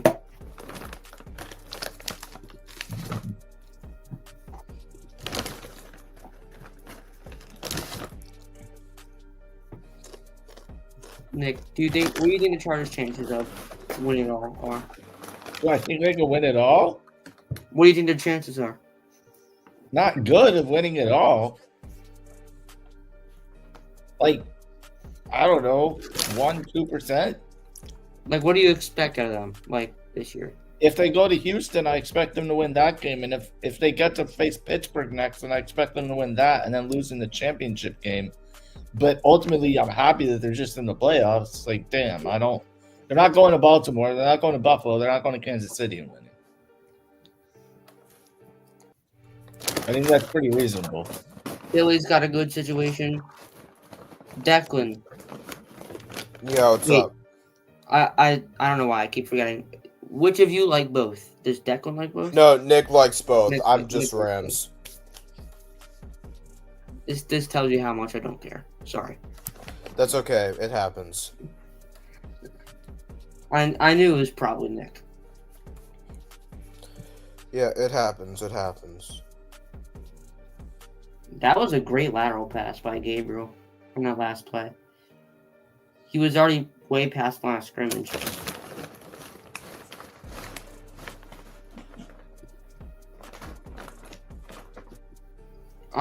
I'm not gonna lie, this is pretty underwhelming for such a great bowl game like this, but I'm happy.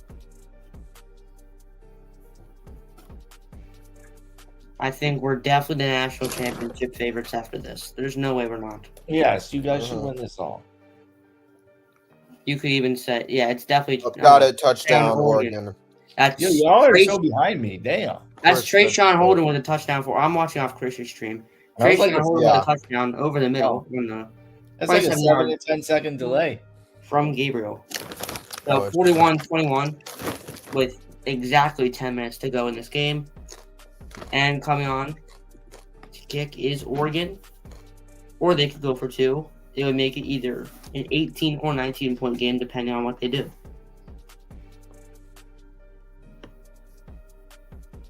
They are going for two with the special teams unit, a handoff, and they will not get in. I don't know what just happened. That was the That's special not team. even the correct unit. I don't know what they might have been faking it, and then they went off into. They might have been kicking it and then went off into the snap formation. A good play right here. Holden starts on the right side, breaks inward, and over the middle, he scores the touchdown. It was covered by Davison Igbinosi.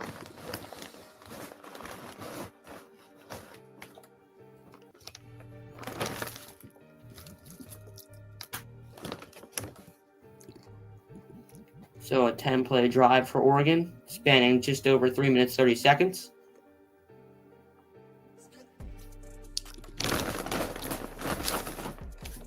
You know, I could really see Will Howard being a good, like, backup QB in the NFL because he is a really accurate passer. It's possible. That could bode well for him. Have any of you guys, I know you both live in California, have any of you guys been to the Rose Bowl? Yeah, we've been before.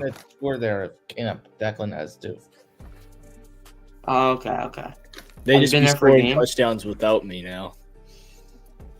Yeah. Yeah, sorry about that. We do need the score update, Chris. I got it. Not that it matters. Oh, that's a bad call. I should have just let it bounce. Oh, this is so cute. Oh my god. Oh wait, Oh, it's Peter. Oh yeah.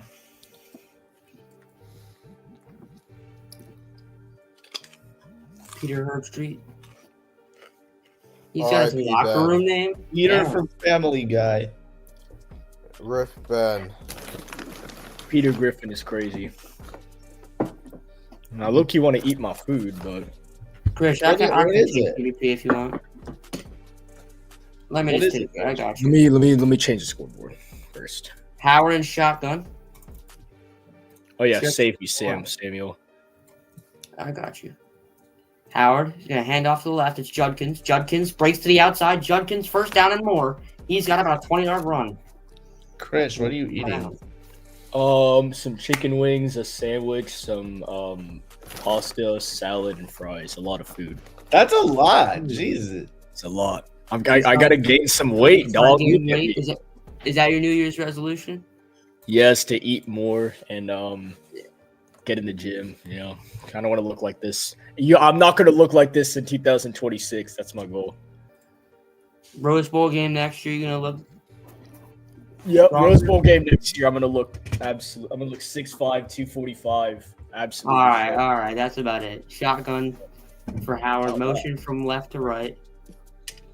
Hand off I to personally Judkins. would not want to look like Jake, but you know. It's about nowhere. Yeah. I think you were the only one who heard that. Oh no, I heard that. Be honest, I couldn't even look like Jake if I tried. Yeah, to be honest, I know what it is. I eat a lot of food, and I could never look like Jake. Jake catches strays 24/7. Dang. So 41-21. Sources say that Buckeyes- Jake gains weight when he fasts. No way you just said that, bro. Bro, is he gonna come back and see it? Second and 9. And end Definitely around. don't show him the clip, or you're For not. Ohio Even... State, it's Henderson down You don't have to show and me anything. across midfield. A pitch from left to right going Henderson. Gets across midfield with a burst of speed. A low snap, but Howard able to rebound in time. Yeah, big hole right there. Definitely a big break for the Ohio State offense.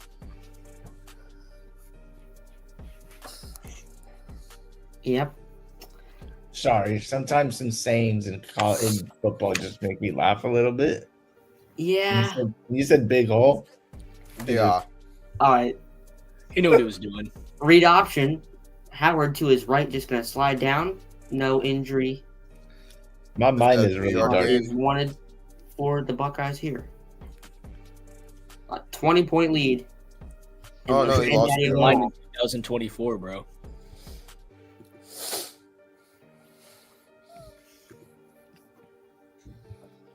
So Boise State. Crying. I saw some video that said I want to go back to last year. I'm not gonna lie. Do you or do you not want to go back to last year? I'm really not. No, I don't want to go back to last year when my team was 2-15. There's always parts. Now I think about it that way. I don't want to go back to last year either. There's always parts of the year I want to go back to, and then parts of the year I don't. Like Agreed. baseball season last year was pretty good. Hey, I will go back to baseball season. Trust me, as a Dodger fan, That's something I will go back to. sign me up as a Dodger fan. Yeah.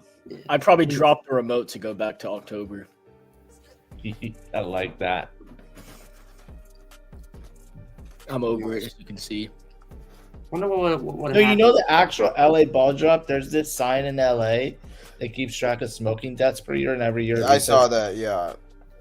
I'm not even joking. That's the ball Sprung over drop the in middle, LA. and it just goes through the hands of Henderson. It's so really Ohio State will sad. punt and try to pin Oregon. What did you say, Nick? The LA's version of the ball drop. There's this sign in LA that keeps track of the smoking deaths per year. So every year it resets to 0, and that's when everyone celebrates. That's crazy. Mhm. I thought it was going to be a cutout of Aaron Judd dropping the ball. Yeah. It might be the new one, but they didn't have It'd enough. be savage.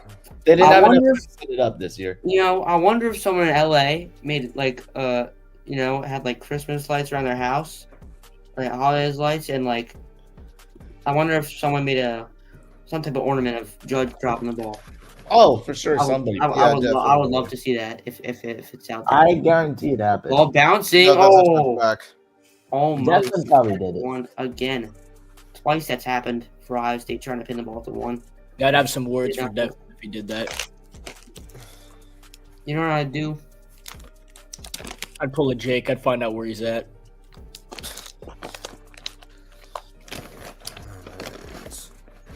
Pretty nice for Ohio State. You know, it almost doesn't even feel like it's a real game at this point for like as an Ohio State fan, because not many Ohio State games against big teams go like this ever. So it's just a weird feeling. Well, can I tell you something? Yeah, It's a real game. thank you. And y'all are about to go to the semifinal. Nice. Who are they playing next? Texas, right? Texas. Oh, I am super confident for that game. they should win it all at this point. Ohio State. I have no doubt in my mind we're beating Texas. The only doubt I have left is the national championship. And then the other matchup is what? Penn State versus either Notre Dame or Georgia. Ohio State's the team to beat in the Yeah. four right now. And it's not close. Nick's saying yes like he's a CFP analyst. I'm not, but it's very clear. Yeah. Snicker, remember calling the Super Bowl last year? That was funny. That was awesome because you were supposed to do it with Sam, and then he dipped on you last second, so I just filled in. And Snicker was supposed to join for just 5 minutes, and he stayed for the entire game. I said I would join just for a bit, and then I just did the whole game. Hey, it was a great I game. remember I couldn't do it because I am glad we did that together. Yes. Yeah. I had a homework assignment where I had to watch the commercials or something. It was so weird. Bro, the commercials are not a big deal for the Super Bowl anymore. I'm sorry, but they all fell off. No, last year was good. People don't pay attention to that anymore. It's not They had big a whole deal. commercial was it what was the brand that had a commercial with Matt? Even halftime used to be a bigger deal than it is now. Nah, I think Kendrick might make it resurge a bit this year. He will. Rich, was that our best stream together? Our favorite stream together? The Super Bowl? I can't think of a better one. So That game was so weird. I mean, I've been on for some Hornets games, Panthers games. yeah, so that's probably the best one. I'm not gonna lie. Yeah. Yeah. I mean, what's been the best game on this channel? The That's best up. game. Might be that Super Bowl because it's the Super Bowl that went into overtime. Or there's Yeah. some contenders would be comes on the DJ Moore game. That's one of the best. Called a Hail Mary from PJ Walker of all people. I remember that live, man. That was crazy. Me too. I remember seeing that and immediately I wasn't on, but I remember seeing that and Oh, yeah, immediately you were on. stream. I was like, I got What it. year was that? 2022. Bro, that was already 3 years ago. Dang. Well, Almost 3 years ago. Declan, Get out. it's Oh like my 2.25, to be honest. Yep, Eddie Yo, Pinheiro legacy game. What is 2022 plus 3? Like, all right, I'm playing. I know. Just say it was 3 years ago. I hate people like 2.5 years ago. I'm like, dog, it was 3 years ago. Come on. Oh, shoot. Oregon does have a chance to make it a 2-possession game, like it matters, but if they can score quick, there's a small chance. I mean, like, we're already a That decade is away. passing 5 yards in like. We were talking about it last night, but we're already like a decade away from the Malcolm Butler interception, Yeah. which I can't believe. The what was it, Oh Cam my Newton's God. MVP season, Chris? A This is decade ago? wrong. This is 10 wrong. years ago. I still remember watching that, and I was 5. That doesn't make any sense. That's not fair, bro. I think a decade ago is when the Cavs Warriors thing started. Yeah. Yeah. 2032. Yeah, I'm not even mad at the Cavs NBA Finals.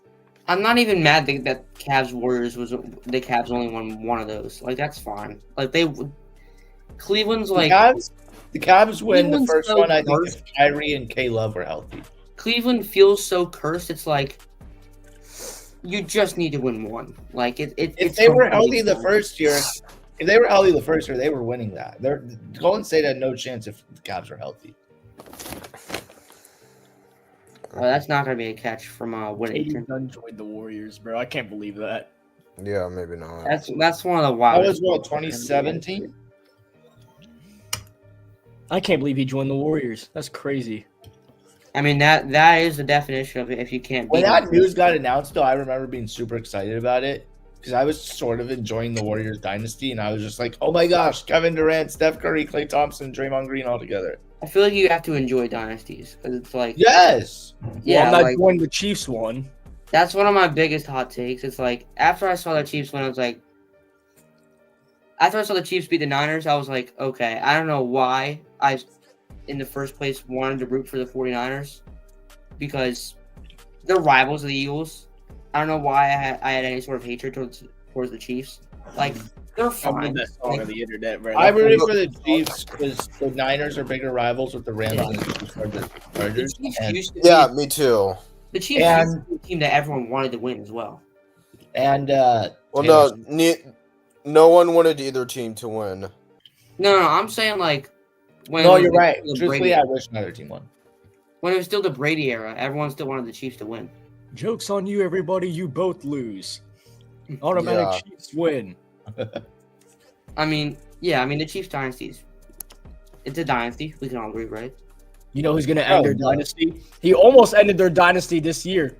Next season. Watch. Oh my God, everyone be at me.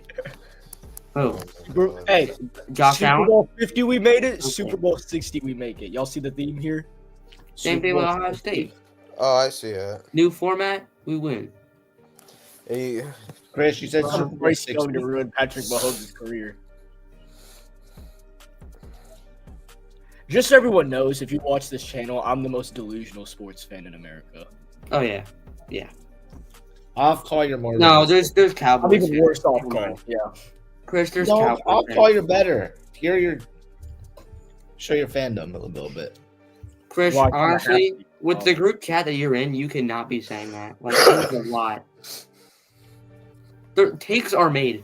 Let's leave it at that. Right? I've made some really bad takes.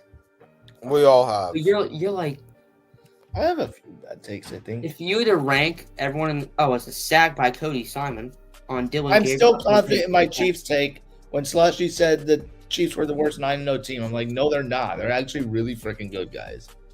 Yeah, they just won. I'm very I don't confident know in that. about All right, have they gotten a little lucky? Yes, but like, are they still really good? Yes. You need a little love. Should they win the Super Bowl? Yes. Yeah, they should. Yeah.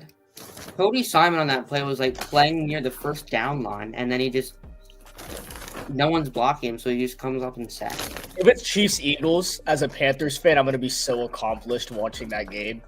Just knowing Come that on. we Chris, almost please. beat both of those teams and we suck. Who would you root for?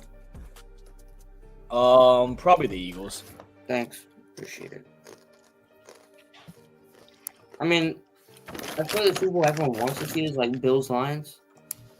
I feel like this year Ravens, it's going to be a Lions. rematch of You know, Kansas City and Philadelphia. You said Matt rematch of KC Philly. Yeah, I did. That's where I lean to. I just yeah. think the Lions are too injured right now. They're not the same team they were mid-season with all the injuries. Bro, the Here's what I know, Lions though. versus Ravens would be so funny because If- whoever loses is cooked. Whoever loses is Cook. Yeah, probably. Yeah, Baltimore versus Detroit, bro. You're cooked if you lose. Yeah, Yeah. I can see why you Here's say the that. thing about Baltimore. They're still really good, but I think they're worse than last year, and last year was their chance and they didn't do it. So. Mm-hmm. Oh, yeah. Agreed. I can't believe they didn't win it last year. They really choked last year. That was their chance. Like, there was about this year's pool is a lot better than last year. I think we can all agree. Like,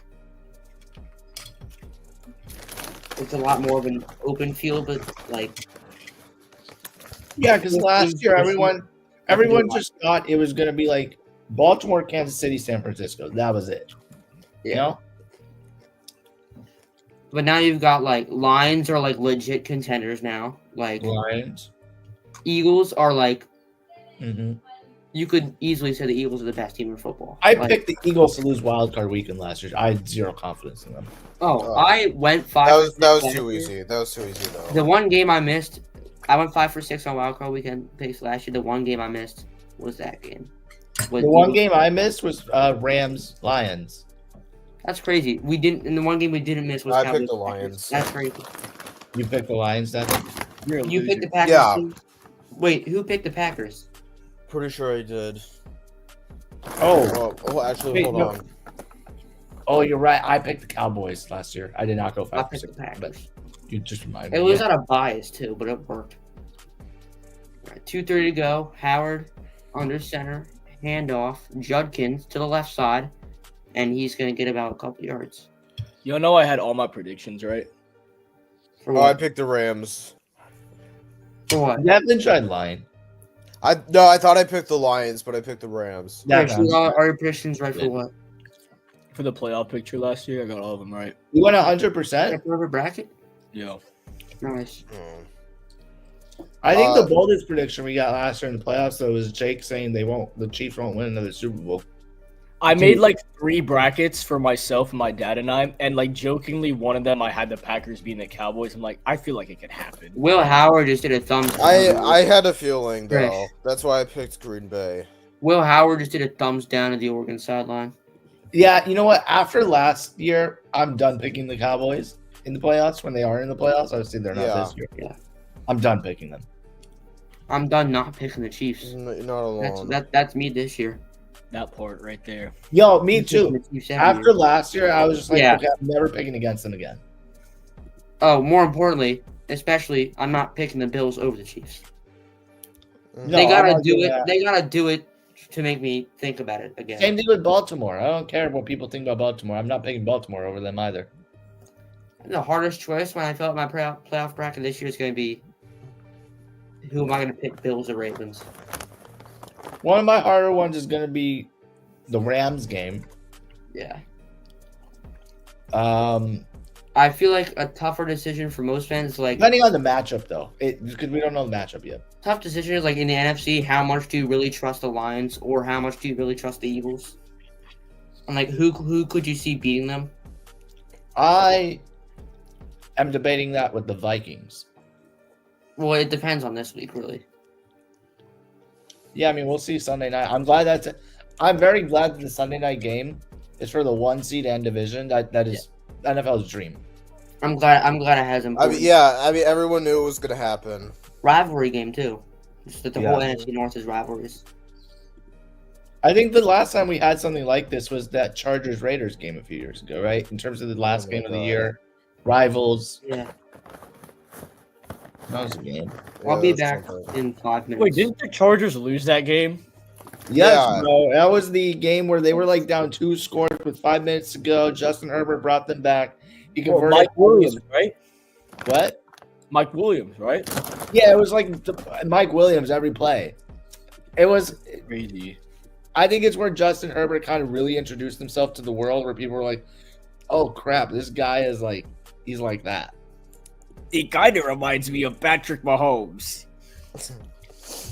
Now here's a guy. Yeah. Clipped. But then 2 weeks later, the talk again was all about, oh, Tua is actually better than him. So Oh my Who God. said that? over Herbert, not Mahomes. No, but like, who said that? Literally a lot of people. That's crazy. Media, Well, everyone, A lot of people that weren't serious. almost every Dolphins fan, and then a ton of media was saying that too, because Tua is going to the playoffs every year. Well, Do you remember the Emmanuel Acho social media quarterback thing? Oh yeah. Yeah. yeah, that was funny. Until it wasn't. It's funnier now. Mm-hmm. And now I just see Dolphins fans all jealous as they don't have Justin Herbert on my Twitter. They're really upset. They want to get rid of Tua. They want to get rid of Mike McDaniel. They want to get rid of Chris Greer. Yeah, I mean, they might get their wish with Greer. I think so too. I think they'll let McDaniel pick his GM next. Because Greer hired McDaniel, right?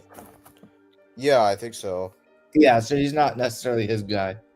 Sounds like the same thing could happen in Indianapolis where Steichen stays and they let him pick his own GM and fire Ballard.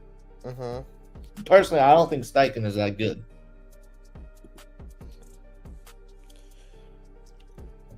It's yeah, it's not good. Krish, who's going to be the next Panthers DC? Because it seems like Evero's almost for sure gone. It wasn't even Gallus's choice, so he'll have his choice this year. This might sound really stupid or really smart. I think the Jets are idiots for firing Robert Saleh. Because Yeah, I no, think he's every- going to be a very, very good defensive coordinator wherever he ends up. And I really want the Panthers to pursue him. Him or bring Okay, back. but that doesn't mean he makes a good head coach. Him or who? That's true. That's true. They were stupid for firing him when they did because he should have been fired in the offseason. And then they realized they made a mistake and they fired him early and it put them in a weird position. Sure, they would have been better with Saleh this year, but they still would have been, what, 7-10? You're getting fired. Yeah. Like, But I agree. Robert Saleh as a replacement would be great for the Panthers. who else did you say though, Krish? Either him or I heard rumors about Rivera possibly coming back as our DC. Wow, Yeah, there's Rivera? no way. I would love for Rivera to come. I love Rivera. He was at the Panthers Cardinals game. No, he's not coming back. Like Does he work with the Panthers? He's past his expiration date. Who was it? I swear to God, I heard somebody might interview him for head The coach. Jets. The Jets. Who? Yeah, okay. Ron Rivera. Actually, that makes sense. Ooh. Riverboat Ron. They're now calling him Riverboat Dave. Is he working with the Panthers as like some kind of consultant or some? I don't no? think so. No. He was at the game though. Yeah.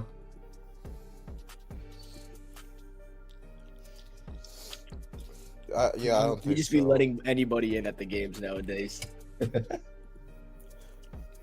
They almost let somebody else buy the team. He's not a free man anymore. He dropped the last $5 million because he slipped on it. Did you know about that, Declan? What? Can I tell him, Krish? Yeah, but probably not like on the stream. Okay, we'll wait till after the stream, Declan. Wait, what are we It's talking okay. about? Yeah. It's $5 okay, billion it's is almost whatever. over. There's nobody watching, but it's almost over, just in case. Yeah. Just in case in 10 years when they all come back and if I am... That's what I was just thinking. Like when you interview for a job, this is the stream. Yeah. Hold on. If this moment right we here... won't do it. We won't do it. Wait, hold on. If this moment right here in 10 years is for my future self somewhere, or any of us, our future self somewhere, Bro, I'm already 24. Not about my future self. It's my current self. Yeah. I just want everyone to know this is my intro that we are the best. Oh, and don't look at this game. Watch a different game. Yeah. Declan with the fireworks. Yeah, I forgot. I forgot that I have the thing on my computer. With Google And Chrome. please hire me, not because, yeah. I'm not getting that job in 10 years. So cooked. Yo, I It found a doesn't good work. background for me. It That's appears good. that the game may be over, guys. Will Howard is coming onto the Yeah, field. it's been over. Oh, That is not Nicholas Bear. This is probably one of the worst college football games I've ever watched. What do you Wow. guys think about this background of mine? That's not Snicker. That's Nick. Yeah, Yeah. it's cool, I guess. Bro, he hates it. Oh my god. I like it. No, Declan I hates just it. realized. All right. 41-21, Ohio State gets the victory. You guys don't have to leave. I'm just going to end the stream so you guys can stay here afterward. Thank y'all for Okay, tuning cool. in. Make sure Are you hit gonna the leave bell though, Chris? button. No, I'm not going to leave. I'm just going to end the stream now. I'll see you on the next. Thank you, everyone. Have a good one.